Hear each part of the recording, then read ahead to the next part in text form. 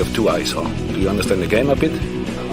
Yeah, have a look. I'm not saying anything to you in particular because I know you're not too accurate with your reporting. That's what you paid so you're for. Saying I should resign. So you're saying I should resign? I think that's you should, your opinion. Is that right? That's my opinion. Fine. Are you going to resign then? No, of course I'm not going to resign. I simplify things next time.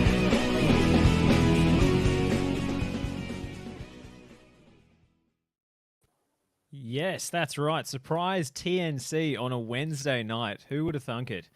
This is our A-League Women's season preview. My name is Josh Parish, and over in the shadow realm of Sydney, two of the finest commentary talents in the nation, Teo Pellizzeri, the new lead commentator for Dub Zone. Welcome to the show. And alongside him in person is the newly announced member of the, firstly the NPL Victoria, Lamarcia, now has been elevated into the seniors, Taryn Heddo. Round of applause for Taryn on what an achievement. She, alongside Pokuah Frimpong, is going to be joining us a little bit later. We'll be commentating A-League women's games coming up this weekend. Taryn, I'll start with you. How are you feeling ahead of this new season? Yeah, it's fantastic, isn't it? Thank you for welcoming me onto the show. I appreciate it. Today was a bit of a whirlwind, of course, season launch today, and then the announcement about Dub Zone and the commentary this afternoon. So, no, really, really exciting times. I can't wait for it to start now. Has your phone been blowing up, as the kids say? It's been completely unusable for several hours, yes. Fantastic. That's what we like to hear. Teo, I know you're equally excited about this season, about some of the, broadcasting innovations. Without giving too much away, because there has been some stuff announced, can you give, if people haven't seen the Dub Zone stuff, can you give us an elevator pitch of what that means? Yeah, it's a watch along with experts. And I think the best thing about it is it's not, we've done watch alongs, the TNC crew, whether it was on an FNR platform or TNC, and that's just us in our bedrooms during lockdown watching the Socceroos draw 0-0 with Saudi Arabia. But it kind of has elements of traditional TV, elements of a webcast and a watch along. And based on the rehearsal, which we did, which is the source of the footage that's used in the A-League's social content that went out today promoting Dub Zone, it went really well. And I think this is going to strike the right note with hardcore fans of the league, but it's also going to be a really good entry point for people who are just starting out. And one of the things that I always remind myself if I'm commentating a W League game or an A-League women's game is that the audience skews young, but also the audience skews new. And you just can't assume that people know who's who in the zoo and already know the backstories of players that have been around for 5, 10, and almost now 15 years. And that it's always someone's first game. And in many instances, it's a lot of people's first game. So it's exciting to have this vehicle here, because if you don't have a team or you're new to the league, you don't follow the A-League men's, maybe you only follow the Matildas and you want to get into this because you want 20 weeks of football to count you down to the World Cup. I think this is going to be a really exciting development, and I'm absolutely certain that it will be copycatted and replicated by other codes and maybe used and developed, because I think this is the innovation that we need. And everyone asks for different, everyone asks for more, and I think this is going to be the start of something really exciting. Yeah, and I'm flattered, obviously, to be a part of it, because there's a lot of people behind the scenes that are putting in a heap of work to make this happen. Well, be honest, Teo, this is just happening because you thought, commentating one game at a time is too easy and I need to push myself and develop and challenge myself at some point. So you're going to commentate 3 games at once. Are you sort of splitting your vocal cords like a Gregorian singer or something? If I was really special, I'd throw my voice and have 3 different. We can finally have this South African commentator. But no, you've got like a puppet or something alongside you. You can do one game and then one on the other hand. Mr. Hat will be watching Perth versus Canberra this weekend. No, look.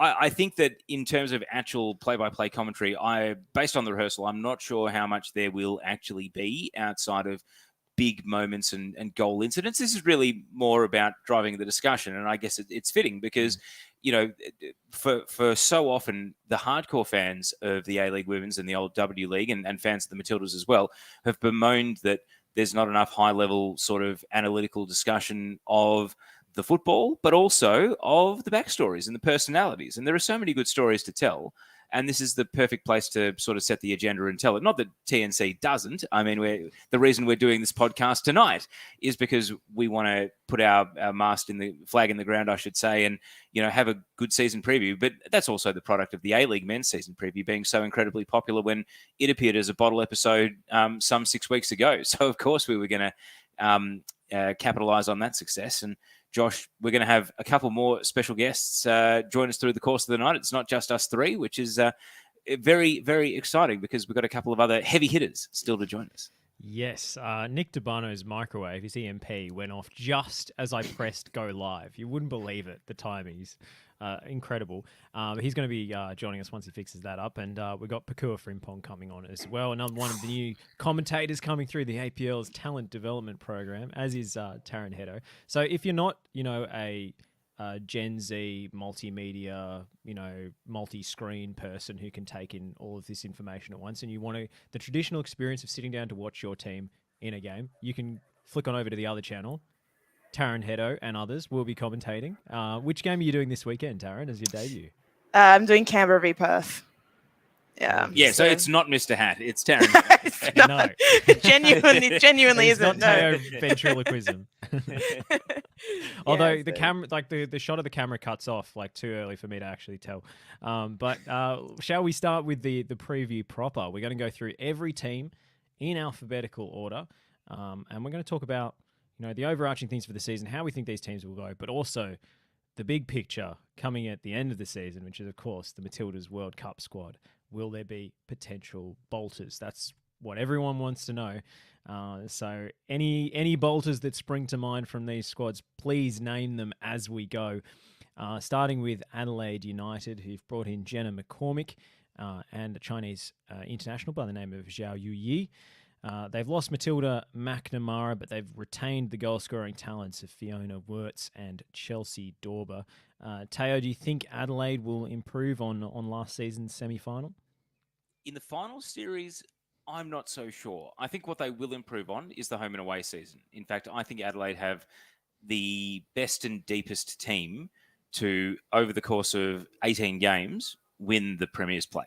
So I think that this is uncharted territory for them. I think, Taryn, you actually mentioned on the Ladies' League that the worst of all the teams that had been in longer than Wellington, Adelaide maybe had the worst winning percentage of every team in the league. So to go into a season saying Adelaide's not just going to be good, they might be premiers, this is totally uncharted territory. And I guess my only question mark over Adelaide is, are they going to enjoy being a winning team for the first time in their history? Because last season they made finals, but it was will they, won't they, all the way right up until the penultimate week of the season when they finally locked themselves in. Whereas this time, they might be a top team safely in the top four for a lot of the campaign, winning more often than they lose. And that's just going to be such a foreign feeling for the entire club. That new experience alone going to be enough to satisfy them, as opposed to the motivation of, we want to win the premiership, we want to win the championship, we're here to take it all. And so it's a pretty enviable position to be in. But the main reason I'm so high on them is they just have a really deep midfield. I'll get into that in a second, though, Taryn. Am I barking up the wrong tree, or how do you feel about Adelaide? No, not at all. I have Adelaide very high as well. I actually have them finishing second. My only concern for Adelaide is I think that Kayla Sharples and Matilda McNamara were both very important last season, and they're both not there as a centre-back partnership. So that's my only sort of slight concern for them. But look, again, Fiona Wirtz, Chelsea Dorber are both so important and to retain their services. Dylan Holmes has the potential to, we know what she can do. We know how talented she is, but, she's had the full preseason. She'll be fantastic for them this time. They've also one young bolter who I'm not sure how much game time she'll get. She looked very impressive in the recent junior Matildas, young Matildas, get them mixed up. Youngsters. Under 20s. Yeah, under 20s is the youngs, yes. Youngs. It was Amelia Murray. She looks really good. I think she had 10 appearances last season, mostly off the bench. Didn't score. Yeah, didn't get much game time in those appearances. Yes. Yeah. But hopefully she'll be looking to kick on this season as well. Well, I'm going to bring in Nick D'Urbano, who's finally sorted the tech out. Nick, I can't believe your timing, mate. Just as we go to air. Incredible. I know. I got this message on my laptop saying got to restart, and I just thought, knowing my luck. Oh, for God's. No, you're still there. Go, no. No, he's gone for us. Oh, dear. Knowing my luck. Yeah, that's the outro sentence. Oh, hang on. He's back. Or is he? Does he know he's back? Does he know? Oh, no. J-Mac, he's gone. Well, I might at this point make my point about Adelaide's midfield, which is they have an absurdly deep midfield. I'm not sure what role they're going to deploy Zhao Yu in, if she can play as an attacking wingback, perhaps, which is a position that if there was one deficiency in the Adelaide team, I think it's playing Emily Hodgson as a right-footed left back. Isabel Hodgson, I think, as the captain, is essentially undroppable. But Emily Hodgson's natural position is right back, which means that if they were to fix the left back problem, they would fix it at the expense of the captain. So maybe that's something that will shake out over the course of the season. But depending on where Zhao Yu plays, if it's in the front three or in midfield. They've got Dylan Holmes in there, who I think is probably the best candidate to actually take the Dolan medal off Fiona Wirtz and should be in the... I mean, I know she has one cap in the Gustafsson era, but should absolutely be in the Bolters conversation. They've got Nanako Sasaki, who was a bit of a revelation last year. Emily Condon, who was kind of the glue that made the midfield work. And whenever she got subbed off, she didn't play full 90s really at all last year. The Adelaide looked poorer for it. And now they've brought in Mindy Barbieri. Are we going to see her in a more advanced role? Apparently, she's been having a great pre-season. And they've brought in Misha Westland, who I think was Manly United's Player of the Year in New South Wales NPL, and was really not utilised to her full ability by Melbourne City. They kind of sent her in to just shuffle around defensive midfield, whereas in the NPL, she's far more of a box-to-box player that can score goals and arrive late in the area and pose an additional threat. And I've just named, 7 players? And so where are they going to fit all these players in? And I think that's just a really enviable position to be in. And I can see them controlling games. And if they're not controlling games, I can see them having a deep bench to bring in the players to change either the formation or the setup of the team in order to accommodate for whatever's not working. So I find it really hard to go past them feeding Dorber and Wirtz, and they should both be easily in double figures over the course of an 18-game season. Well, Teo's laid down the expectations there, Taryn. I mean, do you share those? Because is the pressure now on Adrian Stenter to get the best out of, this talented group, this much deeper squad than they've had in the past? Because he was the coach of the year last season and was much vaunted for overachieving, I suppose. But now the level has been set. If they finish lower than last season, that's a disappointment. He could be a victim of his own success. Yeah, I think Teo made the point earlier about the mentality, and it certainly is, it's a cliche. It's such a sporting cliche to say, but, winning breeds winning. And sometimes for clubs who have traditionally not been successful, it takes a long time to shift that culture. Adelaide obviously went a long way towards shifting that culture last season, making the final series. But they saved their worst game until the final. Really. They did. Which again maybe speaks to some of those mental blocks of being part of a club that traditionally hasn't done as well. So that's a huge challenge for them. Can they overcome it with the talent that they have? Yeah, absolutely. Absolutely, they can overcome it with the talent that they have, and they should, at the very least, be well and truly ensconced in the top 3 for sure. On the Bolters question, so Condon and Holmes have 1 cap each. I think McCormick has 4. None of them particularly recently.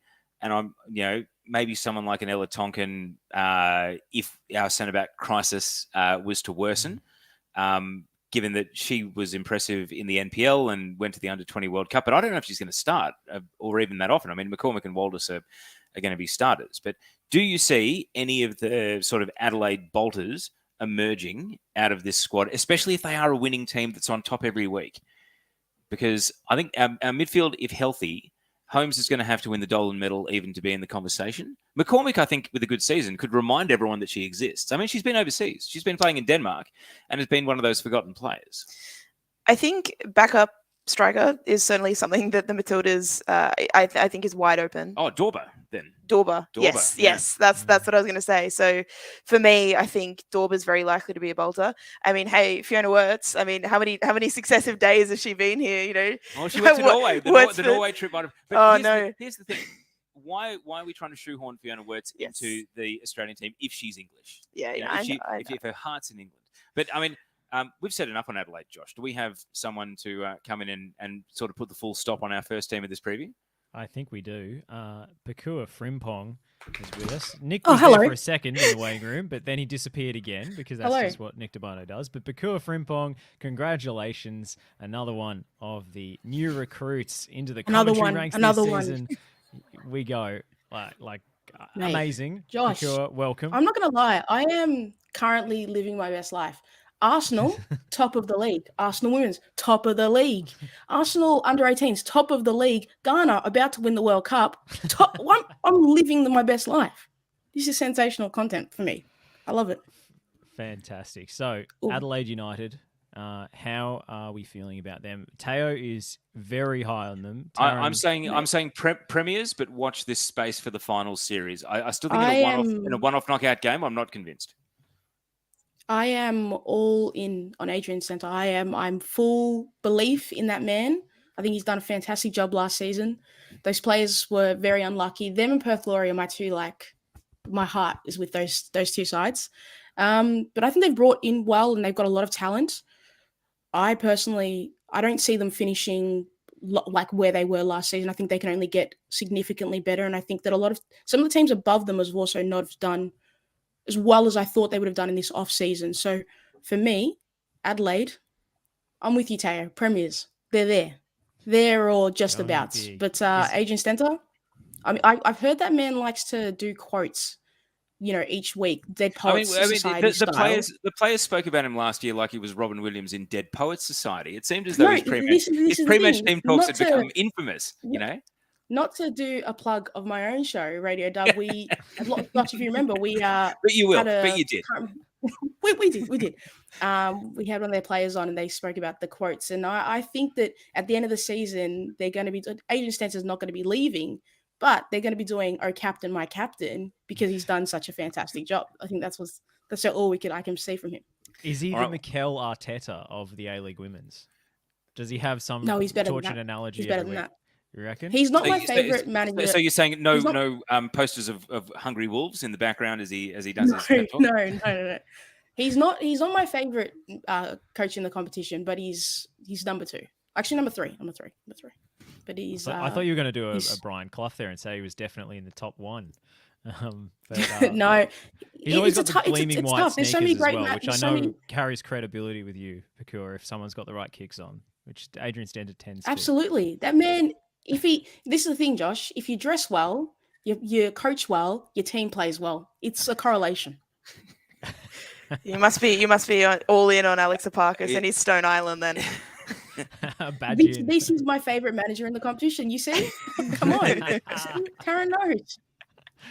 All about the sartorial choices. That's where the TNC really kicks into gear when we start talking fashion. That's A what food people and come to fashion us for. podcast, Yeah, yeah. food and fashion. It's a lifestyle brand, really. TNC. Are we a football podcast? I'm not sure. Brisbane Roar is next on the agenda, and I have to say, looking through the incoming signings, there's not a lot of name recognition on my part. Teo, I'll start with you. Brisbane, do you see them improving on last season's, I guess, frustration and inconsistency? It's hard to say because on one hand, you can say the Roar have had a terrible season defensively. On the other hand, they conceded 14 of those 30 goals in 3 games. I mean, they copped 8 and 1, and they had 2 3-all draws with Canberra. So over the course of the remaining 11 games of the season, they weren't much worse than a goal per game, 16 and 14. So maybe it's a little bit prejudicial to say defense is the problem. Look, Hensley Handcuff has come in as the first choice goalkeeper, I assume, anyway, from Gotham. And Cassia Linda's come in from Vizio in Sweden. And a lot of Australians playing in the Damblesvenskan means that they'll be familiar with her. The rest of the recruitment, a lot of kids. Sian Fry's back from an ACL. Georgia Beaumont's back from Adelaide. Kaiser Stevenson's young. And then they've got a couple of real veterans in Margot Rubin and Talitha Kramer. As far as the retained players, Jamila Rankin's in the Bolter conversation. She's got the one cap that came against Spain. And Aisha Norrie, I mean, again, if our midfield wasn't as fit and deep as it currently is, she might have claims on being one of the unluckiest overlooked players in the country. Really, I think it'll come down to how well that forward line fires. Gorry supplying Larissa Crummer, potential Golden Boot candidate. Shay Connors, her XG will be a potential Golden Boot candidate. It's a question of whether she can finish the chances. And then Mario Ecker, who is coming back for a third season. I think she's 30 now, knows the ropes, knows the flight schedules and the commitments, and is just a clever player who can make something happen. So my issue with the Roar is, are they, new keeper, new centre back, are they going to make the necessary improvements? I think it wouldn't surprise me if Gorry won the Dolan medal and Crummer won the Golden Boot and the Roar still found a way to finish 6th or 7th. Like, I think there's a lot of potential in this team, but I'm not sure that the depth is going to be able to support the superstars at the top of it. Taryn, it really struck me watching Katrina Gorry in this team last season that she was doing almost everything she could every week. I thought she was playing out of her skin. Maybe she wasn't as match fit coming back as she could be, but she's probably in a better physical shape now. But she was doing the most, and she couldn't drag her team over the line in so many games. They had so many heartbreaking losses. She was just you could see her expression at the final whistle. It's just like a big shrug of the shoulders, really. She was outstanding last season. I think she really, really stood out in that team. And I think, as Teo alluded to, a big problem that Brisbane Roar had last season was converting chances. There were so many games where their XG was a lot higher than the chances they put in the back of the net.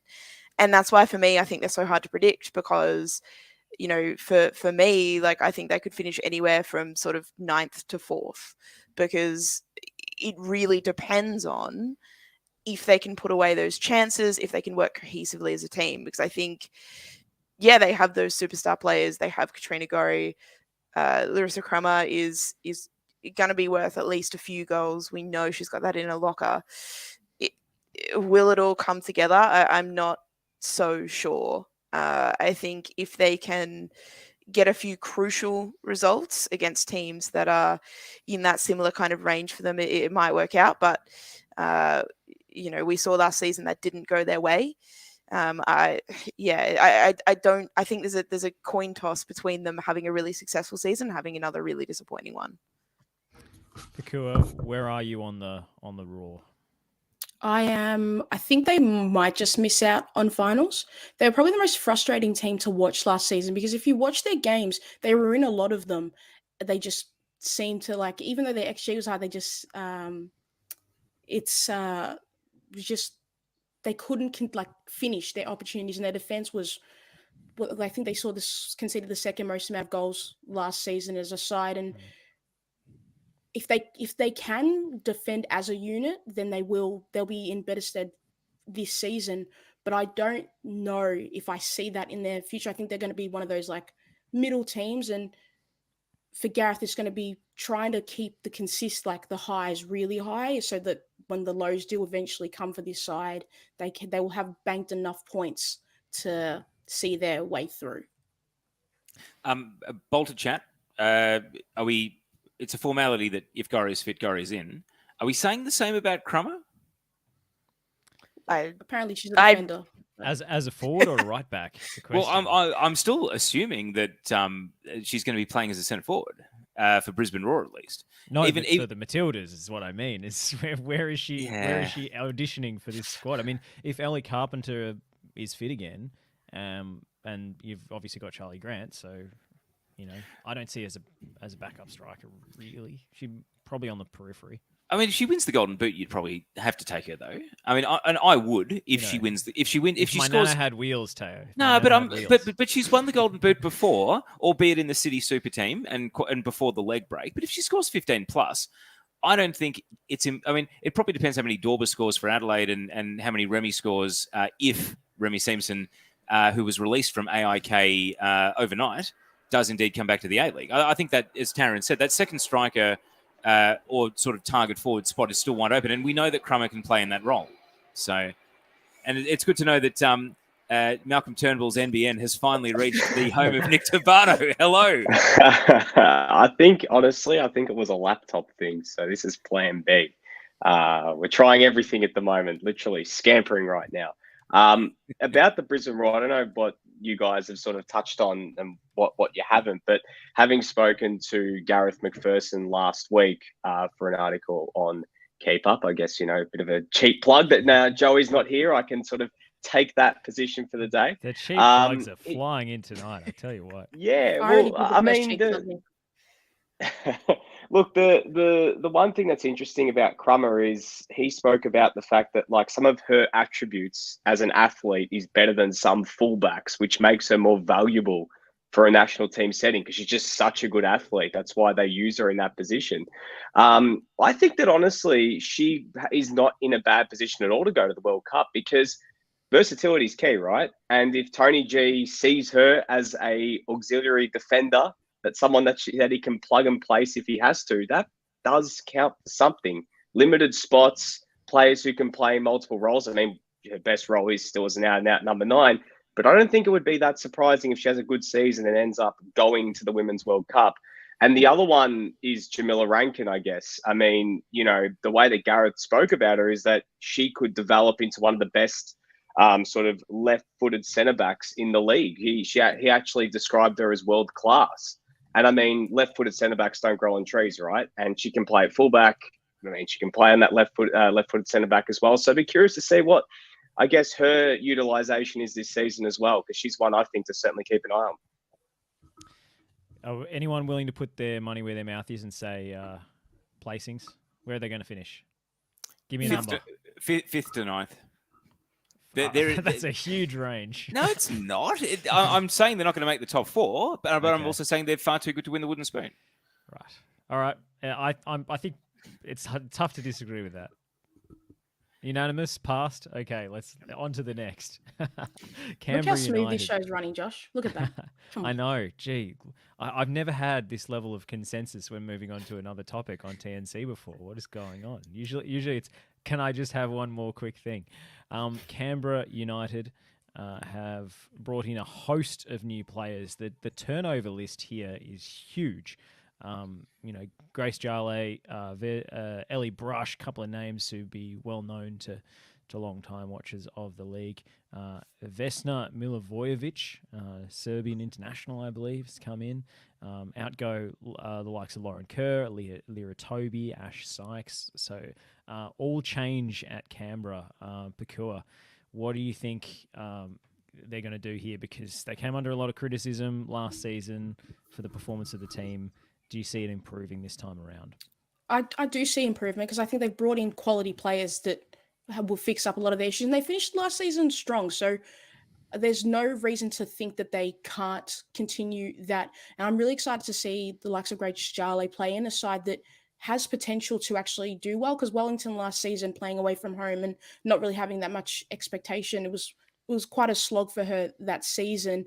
But I think playing with Heidelberg in the NPL and then now coming back, going to Canberra, I think she's going to do really well. And I think they've got a lot of players that can shine, and I'm excited to see what the new coach can bring and what this side can do, because I think they can do really well. Teo, I remember you saying on TNC last season that potentially the Canberra United model was outdated and you stole my anymore. You stole my big picture talking point. They're the only Federation team run left. And I know that the big bugbear of so many A-League women's fans who don't necessarily follow the men's is that the men's get all the attention and the women's are an afterthought. Well, you got to remember, in an A-League men's club, it's 30 members of a men's squad? Canberra, Capital Football has 30,000 other constituents that they need to think about. And regardless of whether you have dedicated staff on Canberra United or not, I mean, I think in the Heather Reid era, Canberra United was able to be one of the primary focuses in a 10 or 12 week A-League women's season. Now the season runs 20 weeks plus finals. And also, I think maybe those 30,000 constituents in Capital Football are slightly more aware of the fact that Football Victoria offloaded the Victory. Football South Australia offloaded Adelaide United. Football West offloaded Perth. Everyone got out and actually got their A-League men's clubs to take their women's team back and run them themselves. And Canberra doesn't have that luxury. So, I mean, we flagged it a year ago. I wouldn't be surprised if we're well and truly ahead of the curve on this one. But one thing I will say is Canberra, Negoš Popovic has a record for development. He's worked closely with Ray Dower in the junior Matildas for a number of years. And he's a grandfatherly figure, quite literally, and I think someone who's going to be a great mentor. I think the issue is the team they've put together isn't built for this year. I think it's a multi-year project. And the issue in Canberra is they're the one team that's got a great, dedicated fan base. They've got local media that cover the team. And I think they just need to be patient because, sure, they can come out and win in round one and make me eat my words within a few days. But I think over the course of an 18-game season, the depth is going to expose a lot of players who've never played at the level before. And I think there's going to be real teething problems there. So at least they've got the right person in charge to go through this process. But I really do think it's a multi-year project for Canberra. And I can't see them pushing anywhere out of the bottom three, unfortunately, based on the squad that they have today. Well, based on your description of the new man in charge, he was a former assistant coach of Canberra United from 2015 to 17, I think I read. But Popovic... again, Ray Dower's era where she took them right to the top, won the Premier's plate. Obviously, you need that kind of stable presence at the top if you're going to mentor a group of young players. But it's also hard if you're losing every week. So I guess, Taryn, do you think this side is going to be able to keep morale up, I suppose, because they could be outmatched in a few games here, especially with, you look at the age profile of some of the players. There are a few leaders in that team, though. I mean, Ali Brush is probably chief among them. He's going to need to kind of take on that mantle. I think it's difficult to talk about morale from the outside. I mean, we don't know the interpersonal dynamics in that team. We don't know, how that's all going to run. But, I think Canberra, on paper, look, they have guaranteed goals in Michelle Heyman, and they have, leadership in Ellie Brush as well. Some fantastic young players. Sasha Grove has been impressive at times. Emma Iliovsky at times as well, holding a torch for the NPL Vic girls as well. Grace Tranto and Holly Murray, I think, both impressed me for South Melbourne throughout the last season. But yeah, you look at it on paper and you just think, on a football pitch, no matter the morale, no matter the other circumstances, very often if one team has 11 better footballers than the other team, that team will win. And I think more often than not in this competition, Canberra's team are very inexperienced and may struggle. But again, I don't think it's all negative. I think it's almost similar to when we get to Wellington. I think I'll probably talk about them in a similar way, in the sense of I don't necessarily think that there's the quality, but it doesn't mean that we have to be extremely negative about the project and about the direction. I think the other thing is they do have players that can score a goal. Jale, Vesna Milivojevic, Australian-raised Serbian international, Wu Cheng-Shu. Like, on their day, they will take points off teams that take them lightly. It's just a question of, are they going to win 4 to 7 out of their 18 games? Yeah. Or, they didn't win their first 9 last year, and they were the last team to win a game and then went unbeaten for the last 5. So if they come out and win this weekend and just get that out of the system straight away, and there's a good feeling around the club, they have match winners in the team. I just don't think they have the depth to sustain it over a long season. I think Grace Maher is a potential match winner as well. Like, on her day, she has like 4 or 5 moments a season where you think, wow, like there's a real player there. Nick, do you think they'll be able to put together any sort of consistency here, Canberra? It's hard to see it. I mean, I am tipping them to miss out again this season. I don't think they're going to be as competitive as they were last year. Look, a lot of that does come down to those top end players, like, Michelle Heyman's another year older. Can she keep banging in the goals, or can she get back to even a semblance of that level? A lot sort of rests on her and Grace Jale's shoulders as well. But the question I wanted to put to you, Teo, you probably have seen her play more recently, but Nicoletta Flannery back in the A-League Women's, obviously came back from a knee injury, played in NPL last year, or last season. I guess, what have you seen from her? Because obviously a young Matilda did her knee in a young Matilda's camp. No, senior Matilda's camp. A senior Matilda's camp, yeah. Sorry, Matilda's ID camp. Is she someone to keep an eye on for this season as well? I think I was at her return game, which was in May, I think, and she played the rest of the season. And I saw her on a synthetic sprint full pace and like really break away from other people. And it's like, well, you've come back at the right time. because you're ready. Your asset is your speed. It's the ability to, basically outrun defenders and catch them cold. And she had that from minute one. Now, the season didn't finish well for Arpia Leichhardt, her team, but I think the skill set's still there, and her rehab, I assume, has gone well based on what we saw in the NPL. So it'd be heartwarming. I mean, if we talk about bolters from this Canberra team, I mean, Michelle Heyman actually went public and said, I haven't closed the door to the Matildas. Nikki Flannery was in a Matildas camp when she went down with that ACL in 2021, but I'm not sure I can pull out too many other potential bolters out of the squad that Canberra's assembled. Like, I think someone like a Hayley Taylor-Young, if she has another great season and then a bit like Polly Doran goes overseas and proves herself in an overseas league, there's absolutely no reason she couldn't be a Matilda after the 2024 Olympics. After this current team has gone through the cycle, at that point she might be 23, 24 in her prime playing overseas. But a lot has to happen for something like that to, right now let's just focus on the next 20 weeks in front of us.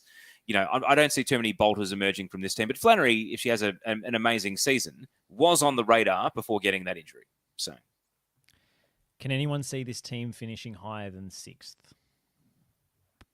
Probably not, but believe in the kids. Well, I think that potentially the gap in the competition can close, but I don't see them breaking ahead of too many of the teams they finished behind last season, if I'm honest. Any further thoughts on Canberra? I'm ready to go to Melbourne City.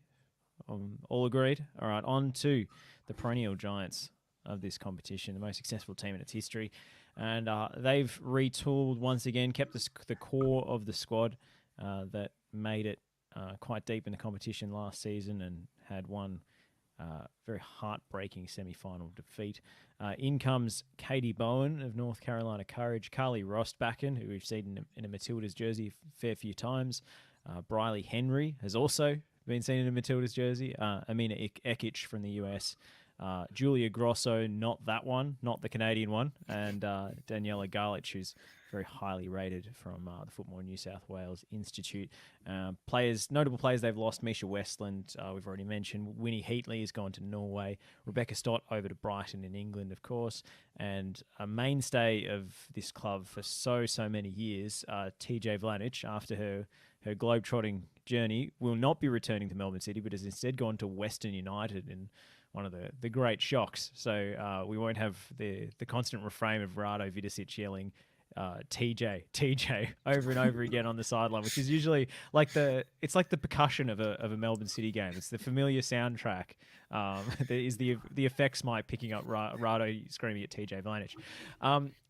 This side looks pretty fearsome to me, and it's pretty settled, and I think they're going to be a team to beat. Pokuah, do you want to jump in? They are a team to beat because they have the resources to get quality players, so they are better than the rest at the start mark already. But for me, losing someone like Stoddy in the midfield last season, getting to the end of last season, when she wasn't there and when they didn't have Holly McNamara, they really struggled, particularly to produce goals, because it was just Hannah Wilkinson up the top, just trying to figure it out. And Rihanna Polisena had a good season and she played really well in that Sydney game. But I think they're a little bit short when you compare them to the other sides in the team that are favorites for me heading into the finals and stuff like that. They're a good team. They'll play well. They'll win a lot of games, but I don't think they have the edge heading into, the finals. Nick, you talked to Holly McNamara recently, I believe. How far is she away? Yeah, I spoke to Holly last week, but no, she didn't put a time frame on a return. She's playing it very cautiously at the moment, and you don't blame her. I mean, this is a second knee.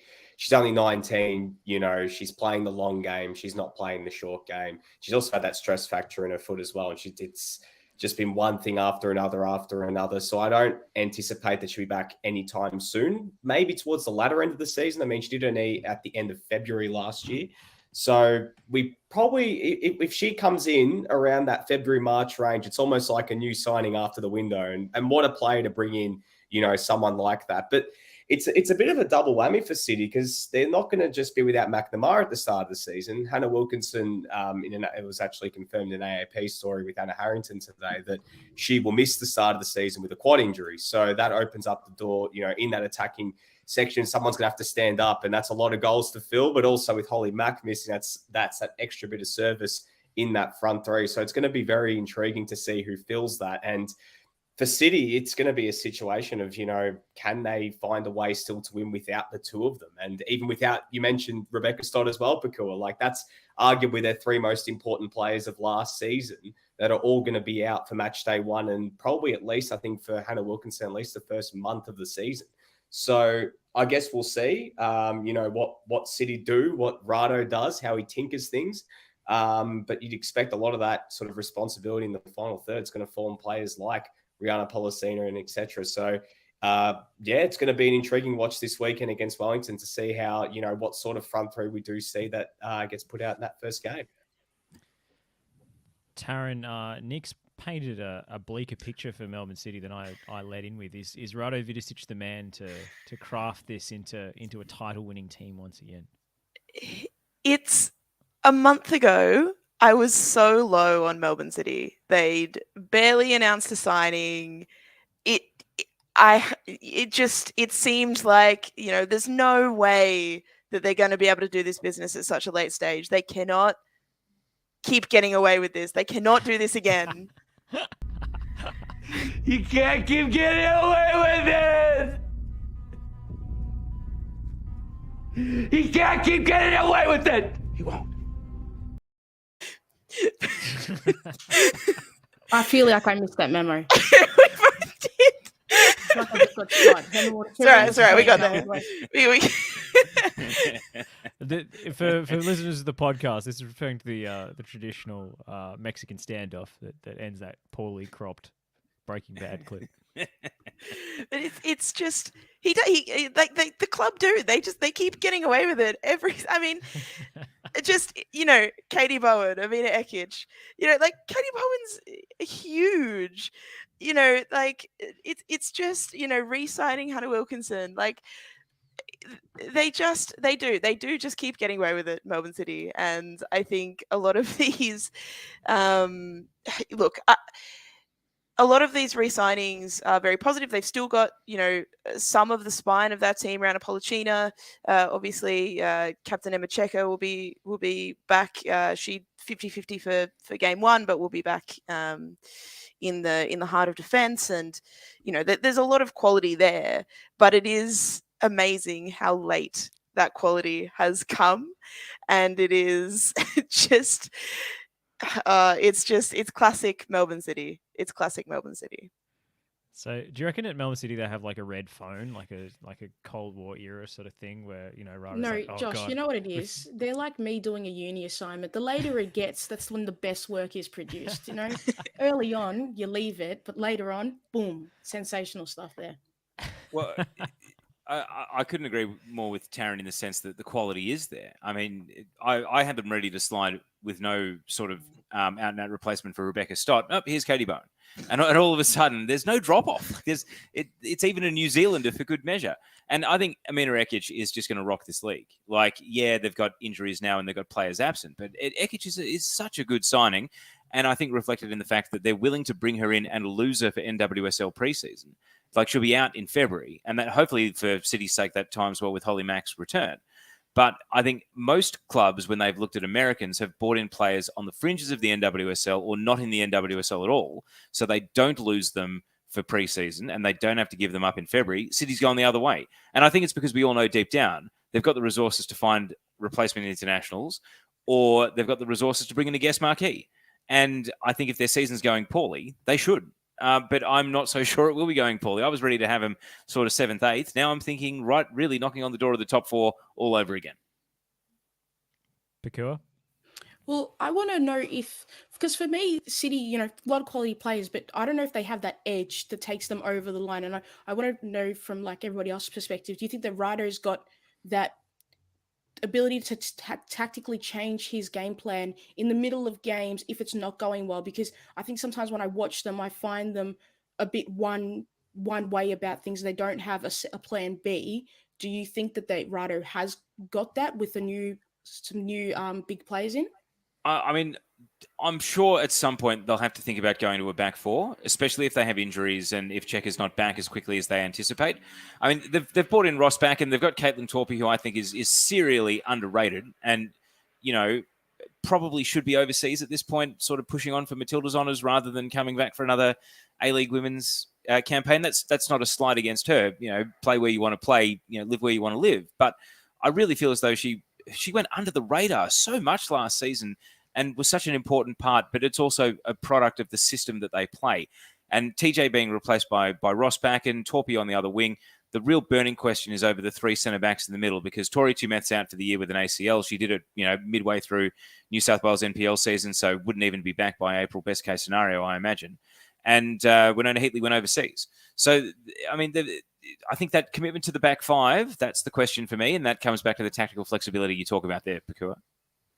Yep. And is there any chance for, Emma Cheika? I think she played really well last season as centre back. I think she was really calm, really composed in that you showed a lot of leadership in a relatively young defence. Do you think that she has the potential to get into that Matilda squad? Nick, I think the preliminary final will linger long in the memories of anyone making that decision. Unfortunately, high leverage, high stakes situation. The World Cup and international football is only going to be higher pressure than that. And I think that will unfortunately linger because Cheika is a name I've repeatedly on TNC thrown into the mix as someone who should be getting called up more. Maybe it's just because I want them to pay back three. That's what it is. I think as well, Pokuah, you spoke about an X Factor, will they have the X Factor this year? Last season, it was Holly McNamara because she came from nowhere, right? I mean, I'm sure people knew, but she seems to come from nowhere, and she was just outstanding. And this season, you think, well, who's going to be the Holly McNamara of this season? They have signed young 16-year-old Daniela Galich. That's something to keep in mind. It might be a season or two too early for her. She is 16, but everyone you speak to at Melbourne City reckons she's a gun, and everyone who's come into contact with her at the end, we saw how well she performed at the Under-20 World Cup. She was a star in that tournament. So maybe a year too early, but you never know. She could be that X Factor this season as well. I just thought that front three that they had last year was such a good combination of very different players because you had Pollicina, who's just really good on the ball, especially striking the ball from range and delivering crosses, just very good technique. And then, Holly Mack, obviously he's got that speed and dribbling and was just so electric. And then the striking talents and just the sheer, intimidating size of Hannah Wilkinson gave them a good blend up front. So, I mean, Teo, you mentioned Ekic. What kind of a player is she? What can fans expect? If people want to jump onto a friend of the podcast, Amir Kulash's Twitter, he actually gave us a breakdown of some of the goals she was scoring in the NWSL. But I think this is someone who, at A-League women's level, can probably play anywhere across the front three. But City will play a front three. And I suspect if Wilkinson's out, they'll probably play Pollicina as the number 9 against Wellington in that opening game. Maybe Briley Henry on the right, maybe Ekic on the left. This is me guessing. I don't have any inside info. See, that means they can't rely on crossing like they usually do. Yeah, they can't. But I guess that's a unique plan B for Josh. Yeah, it's a unique weapon to Wilkinson, and they'll be a good set pieces team again this year as well, due to her presence alone. Predictions? I think 5th. top 3 pretty straight. 5th. Yeah. Wow. Mainly because I just don't want to roll back last year's top 4. I can't go chalk. I have to squeeze someone out, so I'm squeezing out City. 4th as well. Yeah, 4th. 5th. I had to count. I had to do my order, and 4th. Wow, this section of the podcast is going to be, pinned to the proverbial dressing room wall. This is going to be the nobody believes in this moment. 3rd. I'm going to say 3rd.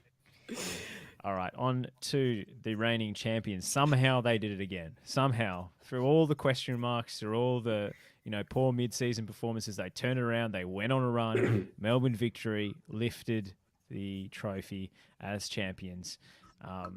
Can they do it again? I mean, can Jeff Hopkins keep getting away with this? Josh. In Alex Chidiac, we believe. Okay, that's. I'm all in on the Jeff Hopkins, best manager, best coach in the A-League Women's. Created a great system that's got continuity, got quality players throughout the park that know how to play together. They don't fall away, and they believe in themselves, and that is what I'm really excited to see. But I also am wanting to see like the likes of Jessica Nash and see how much she can improve, because I think has shown potentially. She got that call up into Matilda's probably way too early, but I want to see how she develops under someone like Jeff, and how she's able to improve her tactical awareness and her movement across the park. So victory in Alex Chidiac, we believe in that midfield, and Kayla Morrison's going to come back. Do we know when she's coming back? Have we got like an ETA on that? I mean, she's going to be like a new signing, as they say. I'm sure a particular episode of A-League's All Access will give us all the information we need there to schedule that. But having her back, and the fact they won a title without her when she's the barometer for the side, that the leader that lifts everybody when things aren't going well, means that with her in the team, surely they do it again. Whenever it is that she makes her mid-season entrance. Nick, you had your hand up? Oh, yeah. Oh, sorry. Were you just playing with your glorious No. mustache? I thought Taryn was ready to go, so I was like, I'll wait. No, I was just going to say, I mean, Morrison coming in, as you mentioned, Josh, I know it is such a cliche, but it is like a new signing for them. And not even her, but Melina Ayres for a full season. Like, we only had her for, the final game of last season off the bench and then for finals, and we saw how impactful she was. She's arguably just as big of a re-signing, but as a return for him as well, because you really have that attacking lot again, with the likes of Zimmerman. You got Chidiac behind you. You still got a lot of talent with Leah Privatelli in there as well. And we're talking about new signings. I mean, defensively, they've brought in Nash, Gemma Simon as well. That's three, I think, very talented defenders. They've got a good mix down there in the back four. Then also midfield. I mean, we'll be curious to see how Elise Keller-Knight goes. I mean, she hasn't played much for the last year and a bit. So, I mean, her coming back, what sort of, how many minutes is she going to play throughout this period? Is she going to be sort of thrown the deep end straight away? Is it going to be easing her in? But they've got enough players to fill those sort of positions. Amy Jackson, I thought had a great season last year. And it'd be good to see the potential development of some of the younger players. And, I'm very bullish about Lana Murphy and Paige Zoyce and their development in midfield this year. So we'll see how they go. I really liked, especially, what we saw with them this season. So if they can really kick on and take that next step. Taryn, where do you see the victory? Look, I was so high on Melbourne Victory last season. Before the season, I was like, they're gonna do so well. It's gonna be incredible. They're gonna have the most incredible season ever. Be sick of winning. And then on Kayla Morrison's ACL, did their season go a little bit haywire? And of course, it's all sounds fantastic in hindsight because they won the championship. But of course, remembering that they scraped into fourth spot on a really dodgy result against Canberra. But with the benefit of hindsight, are we saying that's purely because they had so many accumulated 3-day breaks, and then once they got 7-day breaks, all was well again? Yes, but I also think that it was a combination of that and injuries, because the injuries decimated their depth and they were unable to deal with the three multiple days. But you know what? This season, I'm going to go the exact same thing again, and I'm so high on Melbourne Victory for this season. I honestly just think they have the best team in the league. On paper, I think of course, Alex Chidiac is phenom in midfield. It would be remiss of me. Enough energy into saying Alex Chidiac's name. That's kind of disappointing, really. Well, I did do the announcing for the A-League's launch today, so I can say Alex Chidiac is excellent in midfield. Yeah, Melina Ayres, of course, being back. Beattie Goad. I wasn't at the preseason game against Western, but the feedback that I got was her and Alex Chidiac and Beattie Goad were working together like an absolute charm. They were just fantastic together. And of course, Elise Keller-Knight, I think maybe that sixth position, with full respect and all of my love to Amy Jackson, was maybe a position where Melbourne Victory were slightly looking weaker. And I think Kellen Knight fills that position. So, it was just such a perfect signing. I think they've kind of tick all the boxes. They've strengthened their depth quite a lot as well, I think, in response to what happened last season. And no, I'm all in on Melbourne Victory this season. I think they'll finish first. I will make one criticism of Chids, and this might be the only time I do this. Her finishing last season left something to be desired, and it was very frustrating because she nearly scored the goal of the year about 6 times, and then she always hit the crossbar or just missed, or she shot straight at the keeper after a crazy solo run. Did somebody take your Alex Chidiac fan club membership away from you? Is that why you've just said that? No, I'm just being fair, because if she'd scored Josh, is this your hostage video, Josh? Yeah, Josh, are you okay? To know that something's wrong. Like, is everything if all you right? tweeted this, Josh, this would be the tweet to alert everyone that you're not okay. No, but I'm saying if she had converted some of the chances that she herself created last season, then the hype train would be out of control. So you're just you're not being just be yourself. Be true to yourself. Don't try to deviate from who you are. Come on. Best player in the country. Get her in the midfield starting. So the only thing I'll say about Victory is they're not the finished article because they only have 3 foreigners occupied currently. If Kayla Morrison naturalises, that only becomes 2. And it's the worst kept secret that Claudia Bunge is going to the UK. I think even the New Zealand media has reported this, but Claudia Bunge is leaving mid-season to go to the UK. I think in the WSL, but I don't know which club. So they've still got bullets in the chamber. If their season doesn't start the way they want, they can still look overseas and bring players in, not even as a guest marquee, just as a proper signing. And they did that with Brooke Hendricks last season, and it helped them win the title when they had real issues at centre-back. I think they'll be in the top 4 for sure. As far as the Bolter conversation, Beattie Goad capped during the Tony G era. Gemma Simon has been to World Cups and is still relatively young. I think she's only 29 or 30. Is there Chidiac we think is going to make the team if everyone's fit?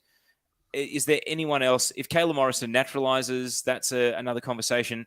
And Beattie Goad Polly Doran is technically on loan, so could come back at some point, but we assume is going to play out the season at Crystal Palace. And then, of course, KK is not really a bolter. She just needs to prove herself. So in the bolter conversation, does anyone like Beattie Goad or Gemma Simon to have an amazing season, or any of the other Australians to break out of nowhere? I have another name as well. I think Josh. Are we going to say the same name? Should we say it on 3? I was going to say Melina Reyes. Oh, well, I was going to say Casey Dumont as like a backup. Of course. She's got camps as well. Yeah, I don't think she's been capped in the Tony G era though. So well, she's been injured most of the time. She doesn't seem to have come across his radar just yet. But in terms of Melina Ayres, like her finishing is lethal, and she's probably one of the best finishers in the competition, maybe the best Australian-born, natural kind of poaching striking talent. And we saw the impact that she made, especially in that Adelaide semi-final. If she has a full season under her belt and scores the goals that this team is no doubt going to generate, could she be the backup striker in the Matildas? I would love to see it happen. For whatever reason, these talent ID camps have been held against her. You don't get 3 points for a training session. There are no referees in talent ID camps. Melina Ayres got it done on one leg last season. Josh, I'd love to see it happen. But we were saying the same thing before last season, and she ended up missing, 13 weeks with a hamstring injury that just wasn't even a serious one. It was just persistent. So I just hope she's fit and firing because we know she's a guarantee of goals. Well, I'm picking Victory to finish top. Anyone else? Do you want to join me on that? Oh, I still think they're the most likely team to win the grand final, but it's because they're not the finished article. And I suspect their mid-season signings will help them win the championship. But I still think Adelaide will pip them to first place on the home and away ladder. I think they're not some of the haves in this competition as opposed to the have-nots. You can kind of bank on mid-season signings and extra spending if it's not going their way. I think you could almost put Victory anywhere in the top 4, and you could just bank them that once they're in, you know what's going to happen when it comes to finals, right? It's sort of, it's you can put them in 4th and they're still going to do it. So it doesn't really matter. I still think they're going to win it all, but they don't even have to win the premiership. They've got too much talent and so much belief, as you spoke about, Pokuah, and they've done it twice. Why can't they do it again?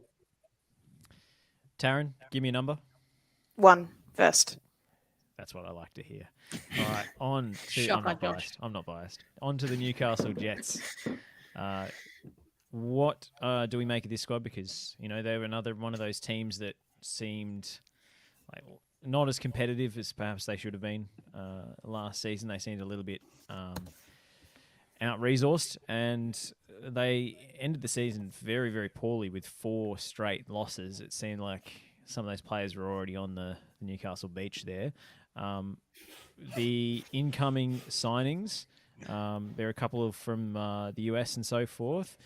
Teo, how have you rated the Jets' recruitment? So the Jets, I think last season, had 2 of the best 5 foreign players in the league with Marie Dolvik and Liz Eddy. So they can pick out a foreigner, and they've totally overhauled it this season. 3 new Americans from overseas who've never played in this league before, and then Cannon Clough's come down from the Brisbane Roar and NPL Queensland. Emily Garnier is huge. So she'll be a big physical presence at the centre of defence, set piece threat. They've got Tara Andrews up forward as well. So Taryn King too. So they'll have a tall team, which could be really dangerous at set pieces. Sarah Griffith was a regular first teamer at Chicago Red Stars, but not a prolific scorer of goals in that Chicago Red Stars team. But this is an NWSL regular, so we should have high expectations. And then Murphy Agnew was playing in Iceland. And to put that in context, I mean, Shay Connors came to NPL Queensland from Iceland. So, I can't profess to know much about her. Look, I think there's some similarities to Canberra here in that Newcastle have a proven track record of unearthing and developing good players that make junior national teams, and many of which have kicked on to senior national teams. I mean, I mentioned Andrews and Hannah Brewer in previous years.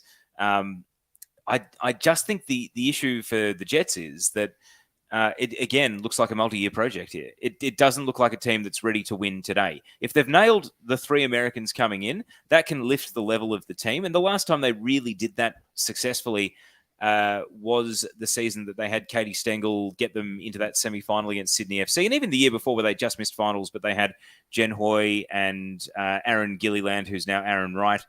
So they have a good eye for bringing in foreigners, but I'm just not sure the Australian core is ready to be lifted further up the table by some shrewd imports if they work out.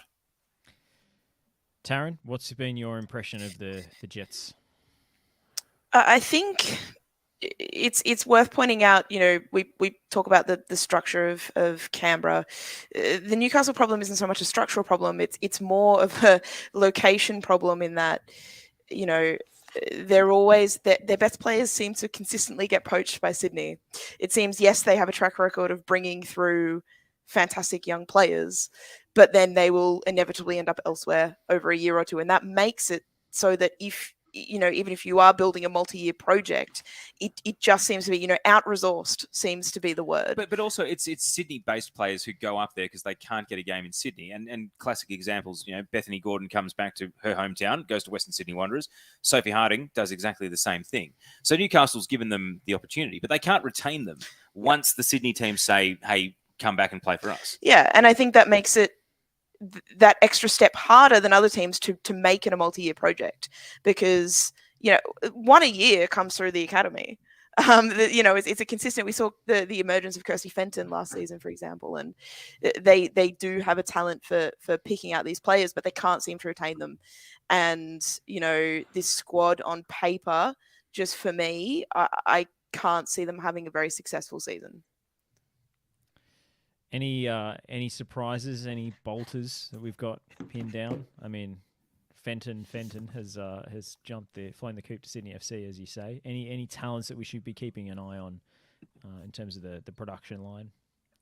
Tessa Tamplin coming back. Yeah, I mean, it's interesting because she didn't play a huge amount for Servette and actually came back to Australia early before that season ended. But so maybe it's one of those situations where it worked out to begin with and then didn't by the end. But, she left with her stocks pretty high, but I don't think she's a potential bolter for this cycle. There's no reason she can't be a Matilda in the future. Alrighty. Predictions? Range? Difficult season. Bottom 3. Yeah. Yeah, bottom 3 as well. Yeah. I think we're pretty much in agreement on that. All right, on to the Perth Glory, who are another team that, potentially overachieved, especially with with a young squad last season. Pokuah, I'll let you lead off on this one Mate, because Josh. your boy is at the helm. Mate, that man did sensational work last season under very difficult circumstances. Not playing at home and with a very young team. I think he did an exceptional job, and I think he's only going to continue that heading into this season. And obviously, Victory, I was happy for them when they won it all, but I was very upset for Perth missing out. And I think it might be one of those seasons where they might just miss out again. But they are the most exciting team for me to watch. I think they've got a lot of talent across the field, but I don't know because a lot of the teams above them have strengthened considerably. I don't know if they have enough to make that leap. But in Alex Parks, I trust. And the man's got good style too, so how can he lose? I knew that was coming, Pokuah, after your little comment towards him last year when you had to mention the shoes. Nick, dress well, coach well, play well. That's the motto. I'm telling you. Jeff Hopkins comes with a suit all the time. Quality side. I'm telling you, there is a correlation. The squad hasn't changed too much. They brought in a few players. Ella Mastrantonio is big in. Sarah Langman, I think, is probably a little bit underrated. So I'm happy to see her go out there. And they had a few problems in that area of the park last season. But Hannah Lowry, I thought, was outstanding last season. And probably the opportunity to play for the national team, like this World Cup, probably comes a year or two too soon for her. But I think she's one for the future. Yeah, and I agree. It's nice that we can be patient with some of these young players in that Hannah Lowry's stocks are always going to continue rising, but there's no immediate pressure to get her in the national team right now. There's no sense of immediacy around this needs to happen in order for her to become a Matilda into the future. It seems as though there are some players that the conversation is they've got to be in there now, otherwise they've missed their window. And you never get that impression with Hannah Lowry that there's an element of patience to it. I mean, you mentioned the consistency there. Probably the biggest loss is Deborah Ann Della Harp leaving to go to Sydney because she had a really good season last campaign. Lisa Devanna's not been retained, so they lose her veteran presence in the team. But I mean, the big one for me is that they locked in Sierra Hinson to bring her back. She only arrived mid-season last year. I think she scored 5 in 9. And the thing for me that has Perth just tipping out Melbourne City to make the top 4 is they finally get to play at home again. Everyone hates that trip. You got Wellington the other way now as well. And I feel as though Perth, after a year on the road, bringing back most of this group, they'll say, hey, we were goal difference out of the top 4 last year. We played one home game in round 1 and then never got to go back. I think that absolutely will give them the belief that the whole can be greater than the sum of its parts out there on the field. And I think that they'll make the top 4 as a result. Taryn, are you seeing a charge to finals football for Perth? They're going to go one better? And literally, it only has to be literally one better. Just one. Not even 1 point, 1 goal. One goal, yeah. I mean, yeah, I do have Perth as my 4th team as well. I think continuity is something that's really important in this league. We've seen that time and time again. If teams keep the same spine, same core of the team, they tend to improve and do well. And Perth have done that. Again, I would have talked about Sierra Hinson. I think that retaining a striker of her quality is really, really important for them. I think, look, their challenges are going to be, again, their youth. Again, teams have strengthened around them. But in saying that, I think a lot of the strength in the league has come from teams above them and not necessarily teams below them.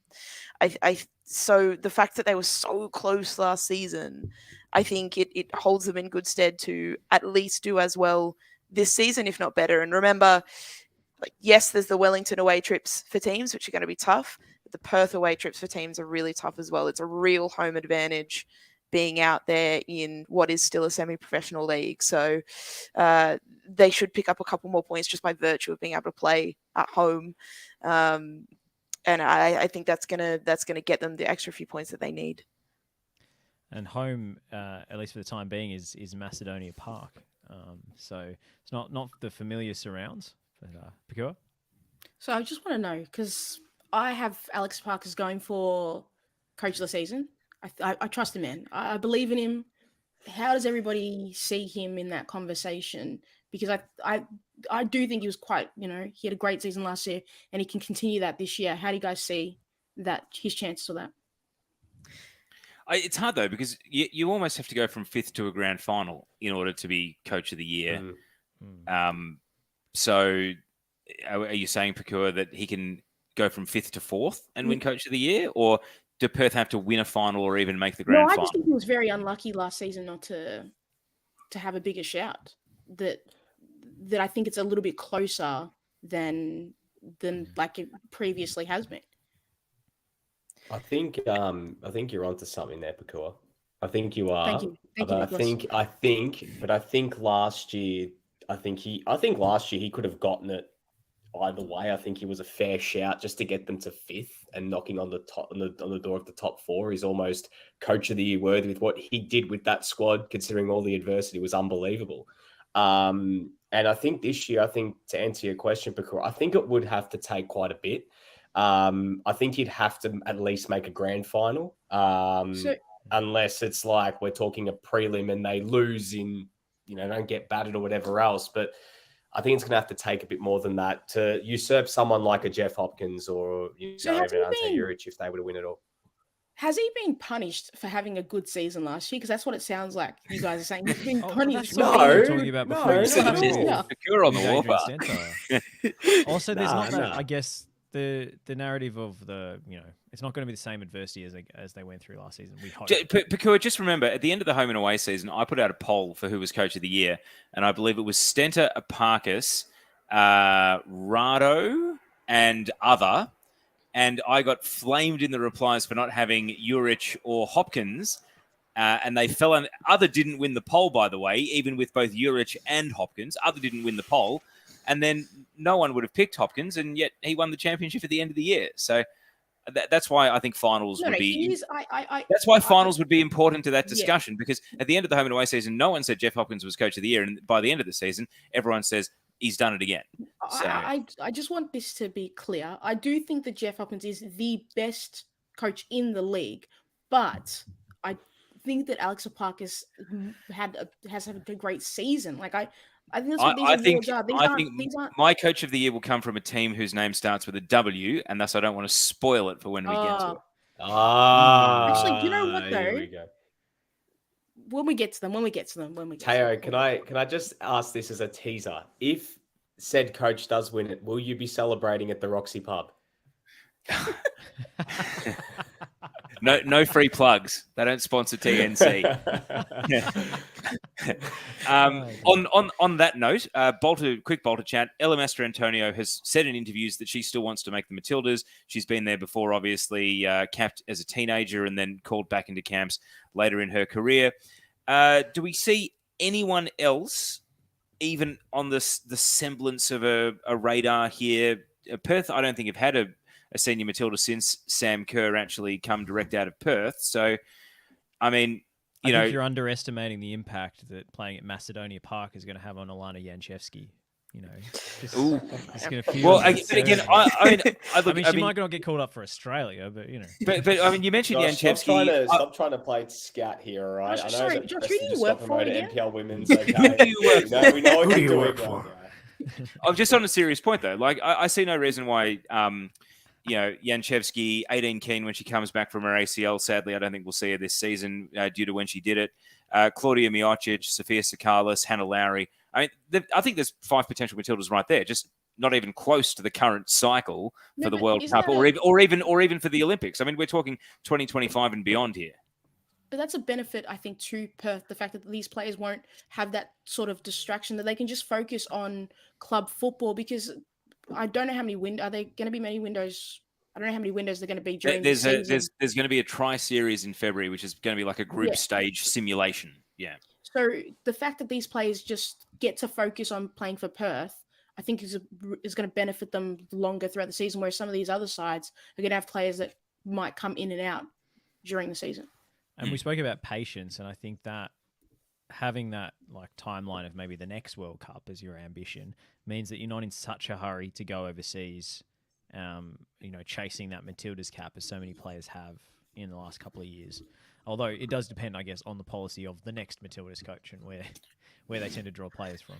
In true TNC fashion, very quickly, watch out for Abby Green. Super season at Northern Tigers in NPL New South Wales, and was pretty good in the minutes she did get for Perth Glory last year. Now that they've lost Stella Harp, I think watch out for Abby Green as an attacking fullback in this team.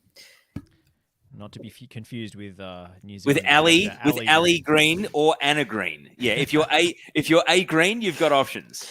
Speaking of, while we're on the propaganda train, I do actually want to do some propaganda for Alana Janchevsky, like in all seriousness, because she was fantastic in NPL Victoria. Yeah, oh my God, like made bullying so much better when she was fit and firing for them in a team full of names, full of A-League women's talent that you would, she didn't necessarily stand out on paper in that team, and yet every time she played for them, she made them so much better. So, I will do some serious propagandizing for her because I just think that she was fantastic. Speaking of fun names, I can't believe I forgot to bring it up in the Newcastle section, but Cannon Clough's brothers are named Carson Clough and Cole Clough. And is that not Josh, the most where did you, American thing? Josh, just a quick question. Where did you research that information? What show were you researching that information that you got that for? I think it might have been something called Radio Dub. Oh, that's it. That's it. That's the show. That's the show, Josh. On FNR. It's indeed. Cheap plugs galore on this hour. Or Aaron and some. We're approaching, TNC proper kind of minutes here. So I'm keen to push the pace. There are a lot of teams that start with a W. Yeah. Yes. I just feel I thought we were so far through alphabetically, and then I looked down the list. It's incredible we're at an hour 16 to have Stoll in your ear going, hey, come on, we've got to keep going. He starts making coffee analogies and he's throwing into the comments. Yeah, he's going, we got to keep moving. And he reads 10 comments in a row. Well, it's called the Dub for a reason. So it is, that's Sydney FC. Always perennial contenders. And as we've covered, tend to poach some of the best talent from some of the other teams. This time they've brought in Kirsty Fenton, Abby Lemon, Anna Green of accidental worldie against the Matildas fame. I still think it was an accident. Shadeen Evans, who had her big moment in the NPL New South Wales last season. And we mentioned Deborah Ann Della Harp as well. Remy Seamson, Ali Green, Maria Jose Rojas, Ellie Brush, all out the door, as well as Angelique Christodoulou and Paige Satchel, some of the key departures. But the core of that Ante Juric side is still there, isn't it, Taryn? Yeah, it is. I very much enjoy the fact they've replaced one A Green with another at left back in the same position. I mean, it tickles me. I love it so much. And Sydney both Kiwis now as well. So just can't beat that for it's like nominative determinism. If you're A Green, where's Abby if she ends up a left back at Sydney at some point. Look, Sydney are always very strong. They always have a very fantastic team, and this season is no exception. Madison Haley from the US, who's signed as a forward, she's coming straight from college. She doesn't have NWSL experience, but she was actually called up to a senior US team back in 2019. She was injured and got pulled out of that at the last moment, but has been a gun for Stanford for many years. You interviewed her. I did. How would you assess her sort of approach to the adventure she's taking? Oh, fantastic. She was a delight to speak to. Really thoughtful answers, really genuinely, keen to be here. And again, like on the, her record kind of speaks for itself. Yes, she doesn't have NWSL experience yet. And that was also partly because COVID allowed Americans, the NCAA, you were allowed to stay at college for an extra year. So if you wanted to do your master's or wanted to stay for an extra year, you could, and you could continue playing. So she had 5 years in the college system, which is why she hasn't had NWSL experience yet. But stonks are high for her. I have really high hopes for her, especially in this Sydney team. I think they'll probably play the same way that they did last season. I think they were, the most consistent team, and that showed with the premiership that they won. I think that the way they played in a 4-3-3, but I think Princess Abini kind of tucked in quite a lot and was able to sort of use her explosive pace from a little bit deeper. I think we'll see similar lines this season, and Deborah Ann Della Harp, again, she's a huge get for them. Kirsty Fenton's a huge get for them. I think they'll be very strong. However, whether this is just me being biased or me having like a vibe, I think Adelaide and Victory will just be slightly stronger. But it's Sydney. There'll be no surprises here if they do end up winning the premiership or the championship. For all the talent they've brought in, my main concern is they have got younger. So Rojas is gone. Satchel was in her mid-20s, so sort of prime years of her career. There's a lot of pressure. Courtney Vine should play the entire season, as much as everyone is trying to sell her overseas. I don't think she's leaving in January, even if her Matilda's form, if Sydney FC got a proper transfer bid from a WSL team saying, hey, we're going to pay you money for Courtney Vine, that, if it's Chelsea, the team she's openly said she dreams of playing for, then maybe she has to go, right? But I do think that as much as, Della Harp is on Bolter watch. Kirsty Fenton, at least for me, is on Bolter watch. I've always been massive on her. I think Haley's a very capable Remy Simpson replacement, unless Simpson getting released from AIK automatically means she's coming back to Sydney as opposed to going elsewhere in Europe. Well, the reportage from Europe says many top clubs are chasing her. So yes. We'll Can you say that? Can you say that in your Trump voice? Many tough clubs are chasing me. Many clubs. You wouldn't believe. A lot of people are saying this. You did it first. You opened the door. But even continuing Bolter watch, Jada Wyman, I'm a little disappointed she didn't get that first cap against Thailand. I thought that would have been the perfect time to at least give her the cap. You called her up to how many camps and teased her and not giving her a cap. Just make it official. Even Mackenzie Hawkesby was in the Spain-Portugal camp, didn't get on the field. Rachel Lowe was in the Spain-Portugal camp, got injured. Princess Abini scored against Portugal, so we know she's in the mix. But even a player like a Charlotte McLean or a Charlize Rule or a Nat Tobin or even a Sarah Hunter. They're all in the conversation, but the Matildas are fit for the most part now. And I think if we had more injuries, if we had more players out of form, I think they'd be the team to watch every week to try and work out who's next. Because it could be Della Harp on the left. It could be Fenton pretty much anywhere across the back four. It could be Wyman as our third keeper. But the Matildas are on a 4-game winning streak and they're in form. So they're going to have to wait for cracks to appear before I think they can start pushing aggressively. Unless, Hawkesby comes out and has another, over 18 games, has 15 assists and another 10 plus goals again, which would almost make it irresistible at that point. Just a little bit on Mackenzie Hawkesby. I would like her to get more respect in the Matildas conversation. I completely understand why. She should have gone overseas, Pokuah. She spent the winter playing for Sydney Olympics. She had to go overseas. No, I agree with you on that. Like, she is one of my favorite players to watch in the competition. I think she's very smart. I don't know if it's the product of the system or it's her natural ability. Either way, she's playing really, really well. But that's the player that I'm looking out for mostly for Sydney FC this season to see how well she can go and how, if she can push herself into that squad. Is she the Craig Goodwin of the A-League Women's, the goals and assists merchant? Well, until Fiona Wirtz got loaded into the fantasy game, she was the highest valued player. So I think she's still second. And a lot of people regret not paying the premium for Craig Goodwin in fantasy. And you know what?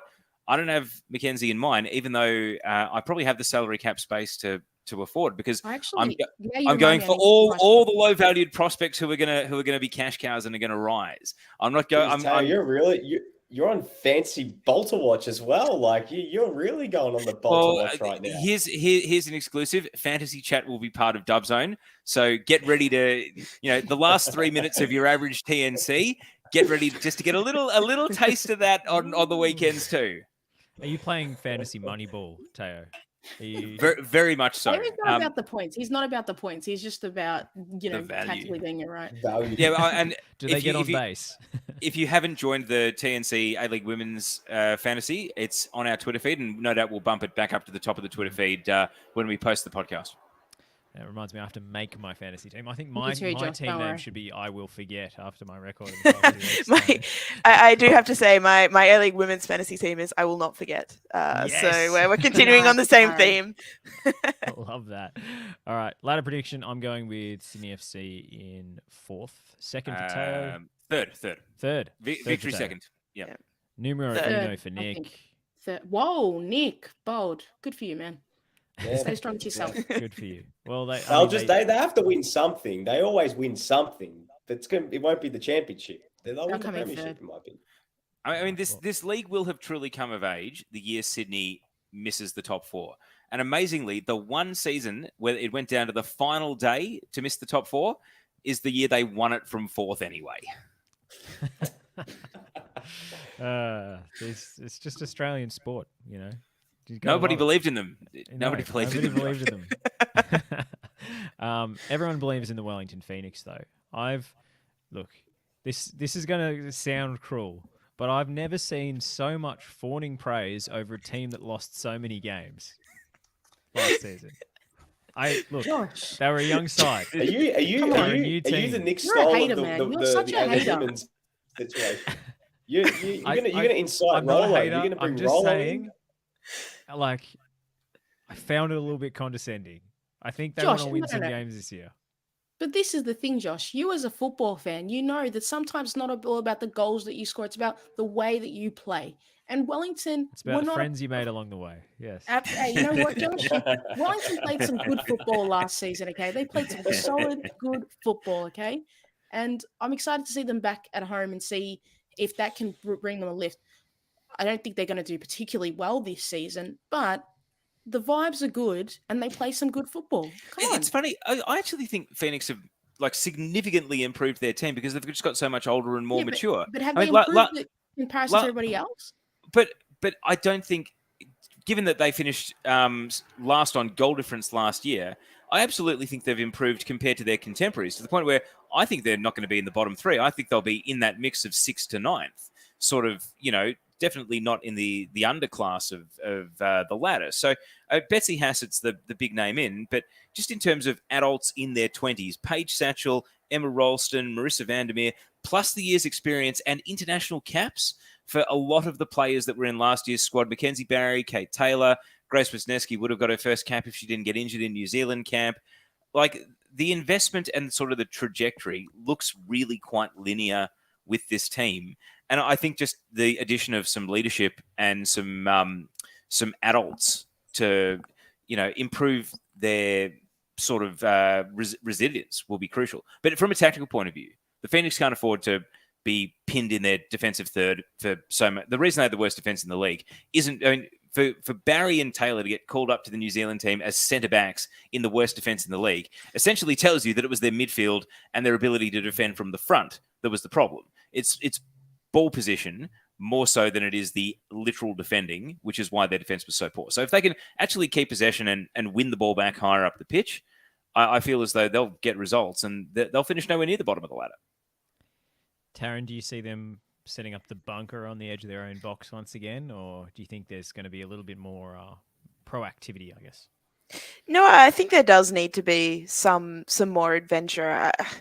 My issue with the Phoenix and the reason why I'm a little bit less optimistic about their final position is I'm not sure where the goals are exactly coming from. I think obviously Paige Satchell is a new signing and I think will be heavily relied upon, but I'm not certain. I think the loss of Grace Jale is a huge loss just in terms of, I think last season they were decent enough at sort of, they'd do some nice passes and get it up the field, and then someone would get to the edge of the area and sort of maybe not know what to do, or maybe like hit a tame shot, that kind of thing. And that's like inexperience against defenders that were the stronger and older than you as well. And that's where sort of the squad collectively aging helps a lot in that regard.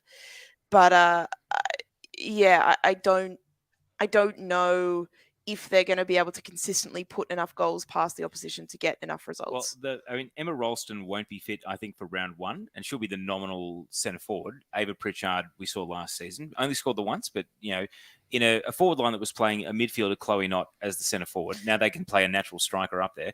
Millie Clegg, I think, is only 16 or 17. Look at Phil Rollo's Twitter, read the feature article on her. She's trying to make 3 World Cups in 12 months, having gone to the 17s, the 20s, and now she's on Bolter watch for the Kiwis to make the seniors. And I mean, this league has a long and proud history of teenage players taking this league by storm. So why can't it be Millie Clegg? But I have a question for Nick D'Urbano. Now, Nicholas, you thought you were going to get through tonight's podcast without a Christian Volpato question. But I am going to ask you. I almost fell off my chair. The Wellington Phoenix. I thought I could go on one show. One show. The Wellington Phoenix have signed a player who I think is going to be an immense talent in this game. She only recently played for the Australia under-20 team, having been called up to the Young Matildas. She was unbelievable for Arpia Leichhardt over winter. Claudia Chico. Are the Italians who have qualified for the World Cup, are they going to get wind of her parentage and her lineage? And are we going to be in an international tug of war for Claudia Chico? No.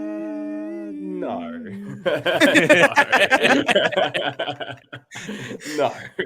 Hang on. You saw how Italy defended in that first half against France at the Euros. They were bad defensively. There needs to be a regeneration in that defensive half. I mean, if Claudia Chico turns into some revelation that, it's like we need to do it and we need to strike while the iron's hot, maybe, but I don't know if they're going to cast the eye all the way out. They're going to send a scout out to Wellington in all due respect. There's your headline. Nick D'Urbano, maybe. There we go. Look, maybe is in like 10, not even 10%. We're talking single digits. But then again, though, like I said that about Volpato in February about him playing for Italy, and then there were all these rumors going in November saying hey, he could get selected. Brush over it and move on. We can mute him now, no, Josh. Thank you. Yeah. I got a rise out. I got the rise out of it. That's what I want. That's all you were looking for. In all seriousness, watch out for Claudia Chico. I hope she starts. I hope she plays.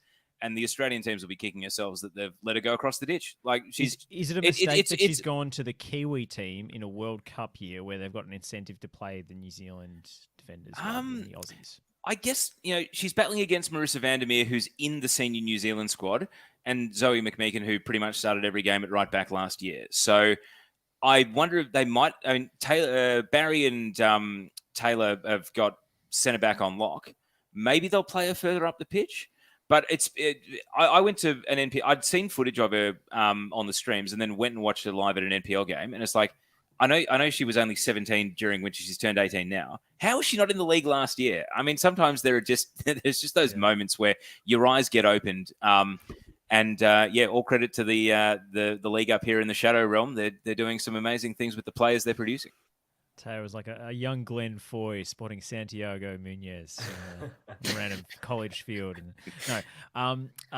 It remains to be seen whether Wellington go Chico mode, but very much looking forward to seeing some improvement from this team after they were given a pretty soft rap last season. I'm going to say I want to see them win maybe 4 games.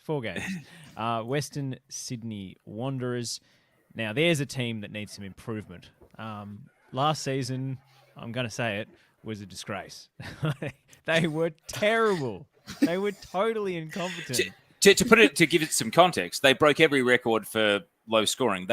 When the league was only 10 games, I think Wanderers broke the record for the fewest goals scored in the first 10 games. When the league was 12 games, they broke the record. They broke the record for the fewest goals scored in 12 games. And now they've set a record in a 14. It's the only time we'll have a 14-game season. So we're not going to go back. So they're going to hold that record forever. And I don't think we're ever going to see a team only score 7 through the first 14 games of a season. It was really unfortunate. It was a hard watch. And understandably, their ins list is extensive. I mean, and a lot of it's attackers. They've brought in Amy Harrison, who we'll get to in the Bolters chat. But Holly Caspers is coming off a superb NPL New South Wales season with Sydney University. Sophie Harding, we've seen her the last 2 years at Newcastle and what she can do. Bethany Gordon's a central midfielder with an eye for goal. They announced Tess Bode today from the North Carolina Courage. I think she went to Duke. They've got a new goalkeeper to replace Sarah Langman, Jordan Bloomer. Kush LaRue is kind of this like mysterious player who doesn't play much, but made the under-20s, but not even starting for Sydney United. And like, I'm actually just excited to see her play every week. Like, I want to just, you want these young, talented players to get the game time, and I assume that's why she left the Wellington Phoenix to go there. So, they've totally overhauled the squad. They've got a new coach, Cat Smith. They're the hardest team for me to pick. I don't know what to expect, honestly, because it's just a total overhaul of the team. Cat Smith is a coach. Sorry, Josh. I was just going to say, well, it was just like what we're saying about their men counterpart going into this season. Like, what the hell do we expect if they've had this whole regeneration and, we didn't know what to expect. And then they came out and played pretty well. And, they're getting results. I don't know if the same thing's going to happen with this women's side though. But that's certainly something to keep an eye on. I mean, it is a brand new team, basically. I mean, Cat Smith, when I watch her Alamein teams play, it's like she printed off the national curriculum, chewed up and... yes, he said the name. Leo DiCaprio meme. It's like she printed off the whole thing, chewed it up and swallowed it. Because it's like so... formulaic sounds negative, but it's very structured. It's very much like 4-3-3. You stay in your spot and you advance the ball up the field in set patterns. And it's the Dutch influence. And I think, maybe Western Sydney need a bit of that structure after last season where they didn't seem to know what to do with the ball. They could defend, but they didn't seem to know what to do with the ball when they had it. Taryn? Possibly. I think Alamein, to me, I actually did quite enjoy watching Alamein in parts last season. They had a really good number 6 by the name of Kayla Storey, just like Tassie football propaganda randomly out of nowhere. But I think I don't know, and again, it's difficult. I think with a sort of, they've got kind of a really exciting team on paper, and you want to see them play progressive football. You want to actually see them given the opportunity to shine, because I think that like one of the obvious criticisms of the system is that players' creativity is stifled. The players that are running at defenders at 15 and 16 and doing fancy turns by the time they're 18, 19, doing sort of U shapes and back passes and that's just been completely like taught out of their game. And you don't want that to happen to some of this talent. Now, in saying that, yes, on paper it's exciting. Is it top 4 exciting? No, probably not. But there should be goals in this team. It'll be interesting to see how it comes out with Cat Smith's style of coaching. I think from a pure P&P point of view, like this team was built to play the 3 p.m. summer kickoff because Caspers is one of the fastest players in the league. Harding is tall, fast, strong. Lauren Keir is one of the most physical defenders and has a physical profile that no one else in the league has at centre back. They've got, their American recruits coming in. And I feel as though this team, if they can get the ball movement to match the athleticism of the team, could run teams off the park. I guess the issue is, will the ball movement match the physical capabilities of their players? Because from a pace and power point of view, this team has the ability to blitz its opposition. Got some comments coming through. Fantastic. Stephen asks, thoughts on Christodoulou going from Sydney to the Wanderers and what she can do to the Wanderers squad. I mean, I don't think there's the same, I don't think there are going to be any pigs' heads thrown on the field in these Sydney Well, days. she started at Wanderers, went to Sydney FC, and now she's come back. So it's a bit different in the A-League women's. You're right. There aren't, there's not going to be a tifo with her jersey burning in the background like there was for Ninkovic on Saturday. That's for sure. And look, Angie is a lovely person, so I definitely wouldn't want the Sydney FC fans to do that either. Yeah, the players tend to trade clubs, and I suppose it makes sense, especially when you're a semi-pro league and your job's in Sydney. It does make sense to move cities if you can avoid it. So predictions: where are the Wanderers finishing? I've got them sort of in 6th, 7th. Better, please. All I want is better. That's all I ask. I just want better. I don't care where they finish. Just better football. I've got them 6th to 9th. I don't have them in the bottom 3. So that's. So I feel like you've said 6th to 9th a lot. So how many teams are in 6th to 9? Like Four. There's 4 teams in 6 to 9. 6, 7, 8. If anyone wants to pull me up on that, I'm pretty sure I've said my bottom 3: Canberra, Newcastle, and maybe it will be Wanderers. Okay, Pokuah, you got me. Wellington in the bottom 3. Come on, let's just do the lazy Australian journalist thing. Well, no, but Wellington have to be 9th, regardless of the size of the league. In 20 years' time, when the league is 40 teams and there's a top 20, we'll still be saying Wellington 9th.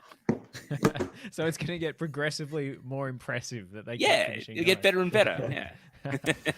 Oh dear. Let's go to the new kids on the block, Western United.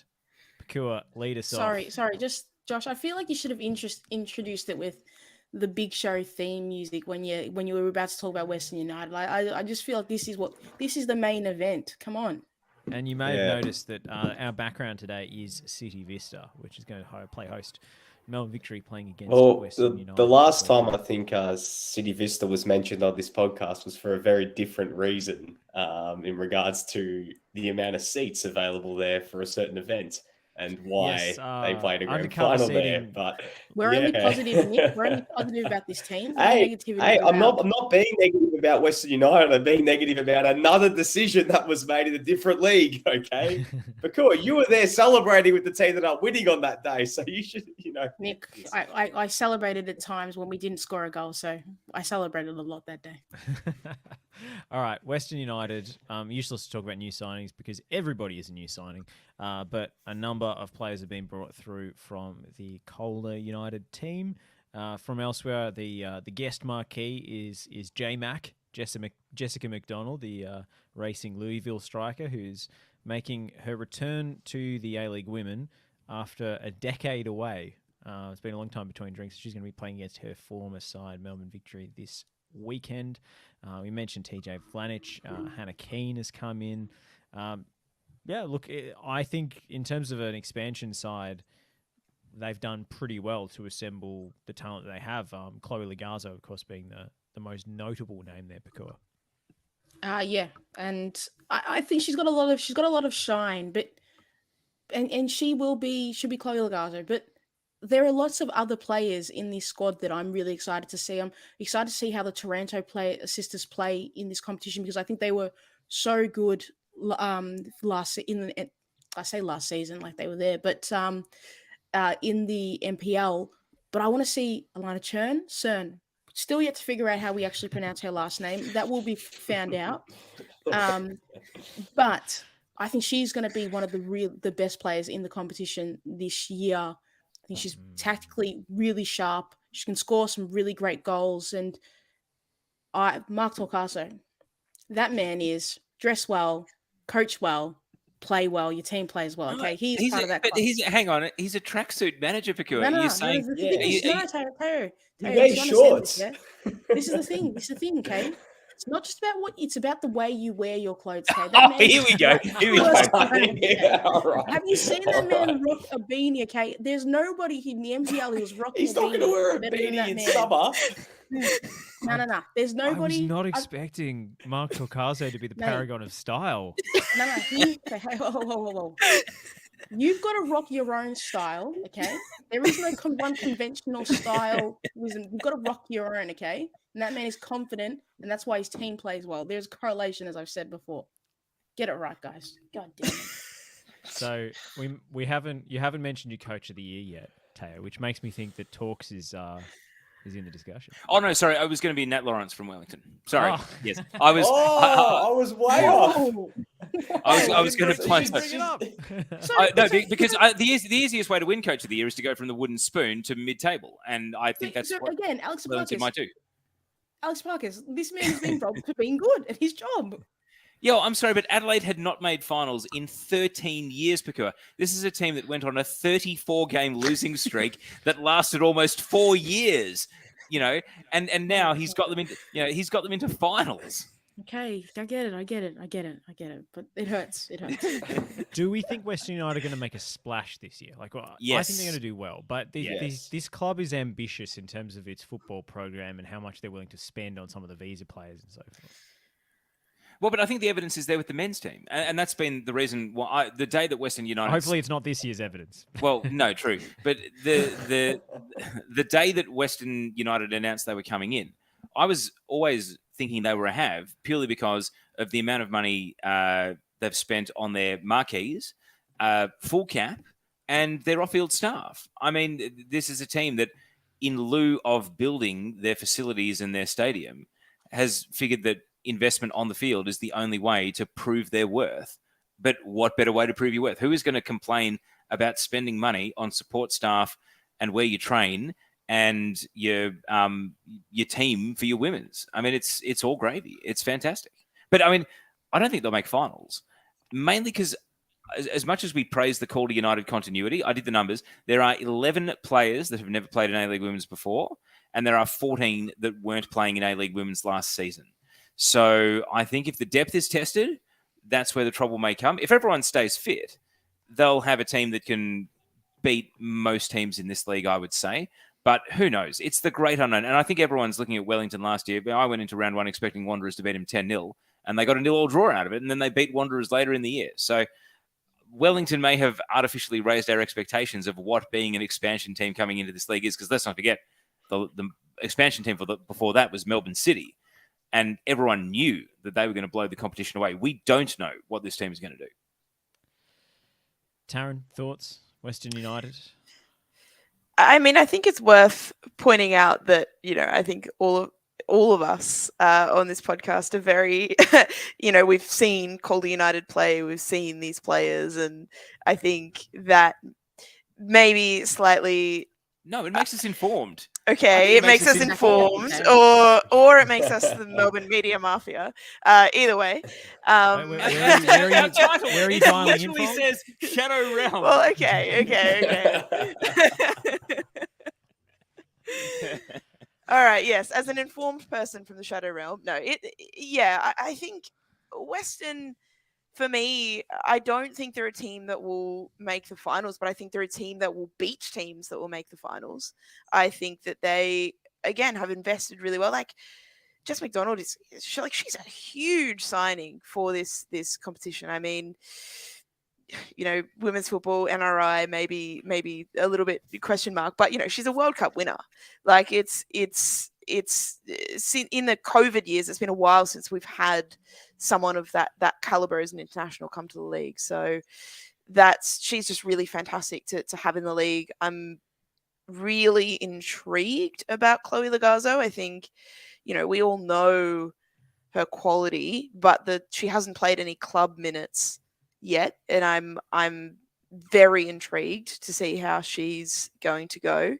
And then, of course, as Pokuah mentioned, Alana Churn / Cern, who we need to make some phone calls.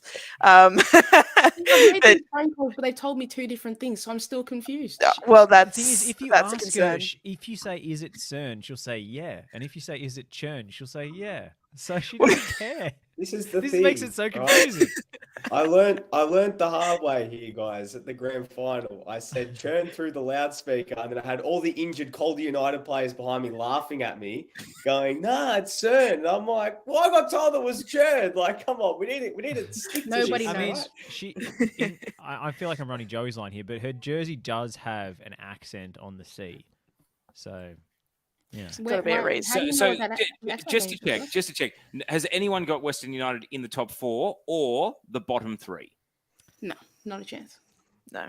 I He wouldn't be surprised if they got it together, they got it together on the field. I would not be surprised if they pushed for 4th. I think the one team that they might be able to knock, I know I said they could finish 3rd in Melbourne City, but I reckon they could really shake things up a bit. But my question is this: if a team that has 11 players that have never played in the league before and 14 that didn't play in the league last season makes the top 4, what does that say about the level of scouting and recruitment in the rest of the league? Honestly, like that, I think to the rest Victoria. That's rest where of you the got to league- go. the rest of the league has an obligation not to let Western United succeed, because otherwise it'll Yeah. show up how poorly they've been scouting.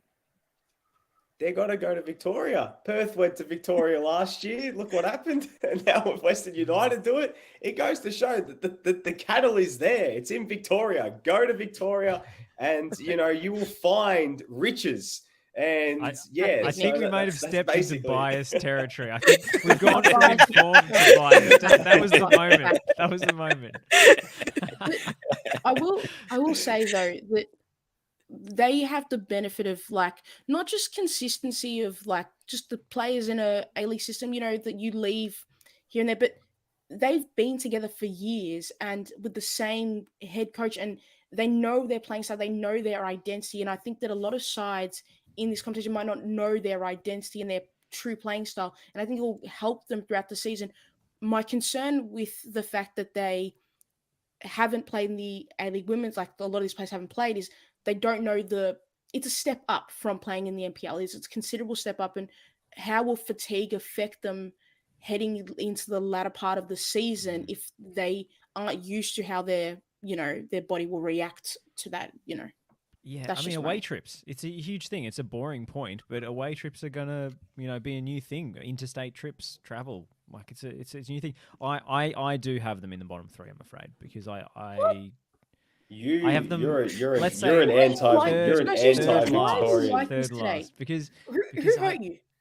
I think they're going to be competitive, but we saw Wellington Phoenix, were competitive, I guess, but they didn't score that many goals. They didn't win many games. I think. But They didn't have a lot of churn. Similar story. They got a good team though, Josh. Low key, it's not a bad side. Low key.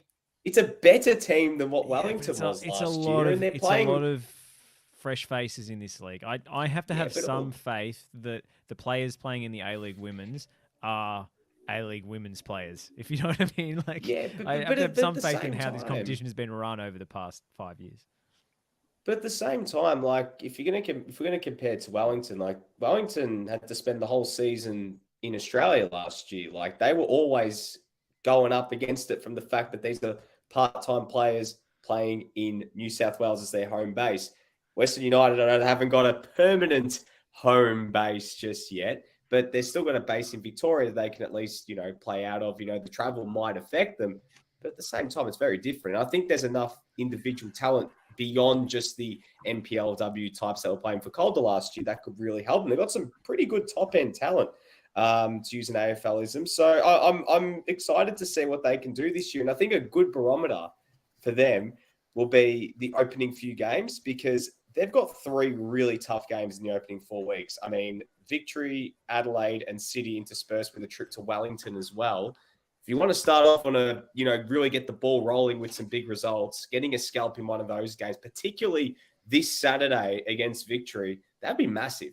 Just in terms of a confidence boost going forward. I know it's, not a sprint, it's a marathon, but still, I think just getting the ball rolling, getting the momentum going from there. And then, as the season goes on, Lagazo gets fitter. She's probably just going to play from the bench this weekend. They can only get better from here, right? More continuity, getting used to playing on the road, playing at a higher level. I'm actually quite bullish. I reckon that they're going to be very close to the top 4. Well, the Battle of the Bridge this weekend will be informative, to say the least. We've broken the no Sharon rule. We've waited an hour and 50 minutes to break the no Sharon rule here. No. Twice. Top end talent and the Battle of the Bridge. I mean, or is that what they? That's what they legitimately call it. That is No, the they actually name. call it the Battle. Oh, that's Battle right. of Yeah, no, Bridge. the West. they call it- Sorry, I'm just saying. But you don't have to cross. Forgotten all You your don't have. Melbourneism. You don't have to cross the West Gate to get to City Vista. No, is it the Battle of the Ring Road? Is it the Battle of the Calder Highway? I don't think that's quite as catchy. But I reject the notion that I've broken any Sharon rules there. Let's go round the horn and give us your premier and champion, Taryn. Spring it on you first. Right. So Melbourne Victory, I predicted they finished first. So premiers. Will they win again? I mean, I suppose if they, why not? Three-peat Melbourne Victory. Why not? Back to back. back to back. What could go wrong? In that case, if they win that, Julie Dolan will go to Alex Chidiac. And Golden Boot, I'll go for another club because this just seems, I'm not a Melbourne Victory fan. Just to mix it up. Let's go Sierra Hinson at Perth. Oof. Big call. Big shout, Teo. Smoky. I think Adelaide will win the Premier's Plate, but I think Victory will win the grand final. So we'll get the three-peat, but Adelaide will get their first piece of silverware. I think Dylan Holmes will win the Julie Dolan medal on the back of taking Adelaide to that Premier's Plate. And I think a fully fit Melina Ayres, maybe she's the Craig Goodwin of the A-League Women's, because there will be lots of goals and inevitably there will be some assists along the way. So, Dylan Holmes for the Julie Dolan and Melina Ayres for the Golden Boot. And my fantasy team is in no way dictating this, even though Ayres is my current captain. So, Nick? I'm going to stick with the outlandish from probably what Pokuah looked at me when I said Sydney FC first for the Premier's Plate, but I think they are just based on consistency. Ante Juric knows how to win a premiership. So I think that they're going to be able to finish in first, and Victory champions for me. Julie Dolan, I'm going to say Alex Chidiac as well. I think she's got it in the bag this season. And I think Golden Boots for me. Oh, geez, this is a real tough one. You know what? Stuff it. We're going all Victory. Melina Ayres as well, Teo. You've sold me on the goals and assists. So I'm going with it. Stocks in Melina Ayres this season. Pokuah. I thought I was going to be so original with the Melina Ayres for Golden, but I was like, I'm ready. I'm going to be so different. So that's my Golden Boot. Premiers. God damn it, Tara. Why'd you have to go before me? Now I look like I've just copied you. But this is what I was... Adelaide for the Premiers. And then I'll go Victory to win it all. Julie Dolan... Alex Chidiac. In Alex Chidiac, we believe. Alrighty, I'm pretty much on the same page here. I've gone Victory. And Chids for the Julie Dolan. For the Golden Boot, let's say, is it Hannah there is Wilkinson? a Adrian Stenter pre-game team talk where he looks to Fiona Wirtz and Chelsea Dorber and he says, "No one on the national curriculum picked you to win the Golden Boot. Nobody believes in you." So Josh, I was going to say Fiona Wirtz. Oh, you ruined it. You ruined his team because talk. I need the nobody believed in us energy. I'm going to say Hannah Wilkinson instead. Just to preserve it. Just to preserve that motivational tactic, because we know he likes his inspirational quotes. He can just quote each of our predictions. Sorry, Josh, where did you learn that fun fact from, that he likes inspirational quotes? It was on Radio Dub, I want to say. Oh, that's it. That's it. Sorry. But the problem is... Sorry, Taryn. The problem is with that prediction, you've muttered Rado's team talk at the beginning of the season. You've muttered that no one believed in us. You can't. I mean, you give with one hand, you take with the other. Like, I couldn't be more confident that Rado Vidicic will not listen to this podcast. Rado's taking a pee. I don't think Rado knows what a podcast is, and I think his life is better for it. he's just living his best life, you know. He's blissfully unaware of the haters and losers out there. All right, we've got two members of this podcast making their commentary debut this weekend. Roll out the red carpet for you, Pokuah Frimpong. Where can we hear your dulcet tones? I will be doing the Brisbane Roar Newcastle Jets game, and I'm very excited for it. So I hope I get some goals. That's all I want. I want some goals. Taryn Heddo. I will be doing Canberra United versus Perth Glory, and I do suspect that there will be goals. So I'm readying to go absolutely mental. All of this is out from behind the paywall, by the way, on 10 Play. So you don't even have to have Paramount Plus. So you don't have to, watch any news bulletins that you want to. But you should sign up for Paramount Plus. Watch the A-League. Yes, Teo Pellizzeri, Dub Zone. Definitely should. Yes, Dub Zone, Saturday 2:45 p.m. And if you prefer linear match commentary, you can catch me on the Adelaide versus Sydney game on Sunday as well. But Dub Zone, it's an interactive program.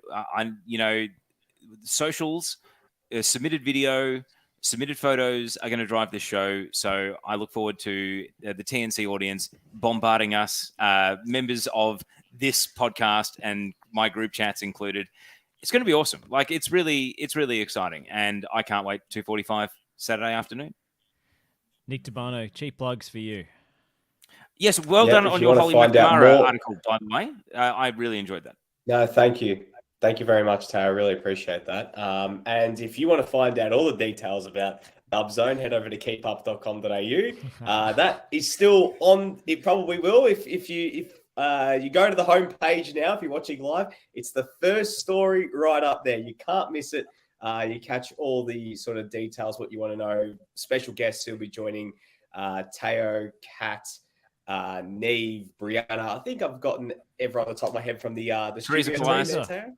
Teresa Pelizzeri as well, and then of course, you know, all the rotating panel of ex and current players who'll be joining the show throughout the year. So head over there for all the finer details, and of course, good luck to Pokuah, Taryn, as well to Georgia as well this week. And I'm really looking forward to seeing how it all comes out on Saturday. It's going to be very, very exciting. I can't wait. I really thought we were going to do this in 2 hours, under 2 hours. Same. I was looking at the problem is, whole I time. said the words cheap plugs. I said the words cheap plugs 3 times, and I accidentally summoned him. It's Joey Lynch. No way! No way! I can't believe your poor timing, Joe. We're literally wrapping the show. What are you doing here? I am here. Post-show discussion hasn't begun. We're still live. I am here for my appearance fee. I am here for my appearance fee. So you're the Miloš Lujic of this human victory podcast. cigar. No, he's the human victory. He's the stoppage time substitution because the podcast was such a win. We need to bring on one of our better players who we've left inexplicably on the bench. I am the Marco Tilio of the national curriculum this time around, who has just joined us here in Qatar, as we found out last night. Joey, we're going to give you the question on no notice then. No notice. You have to answer reflex. Premier champion, Golden Boot, Julie Dolan, go. Premier Sydney FC champion, Melbourne Victory, repeat of last year. Oof. Golden Boot, Melina Ayres, Julie Dolan. Julie Dolan, I'm going to go with... Oh, that's a difficult one.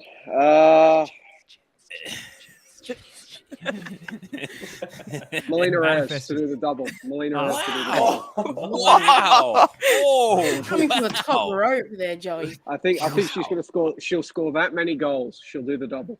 Ooh, wow! This pod has gone so big on Melina Ayres. No one expected that. Did I join a trend?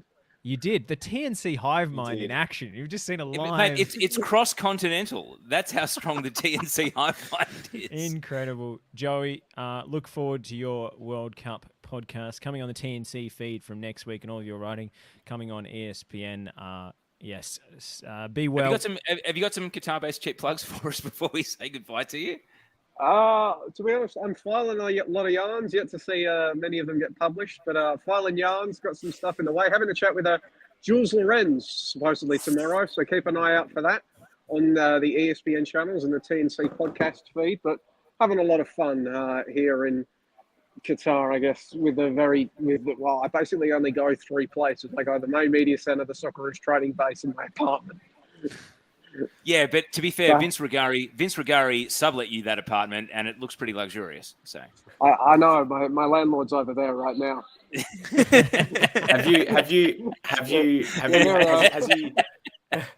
Has he had his flat white yet, Joey? Has he been able to pay someone enough money to get a flat white delivered exclusively from Melbourne to Qatar? No, he just hired his butler.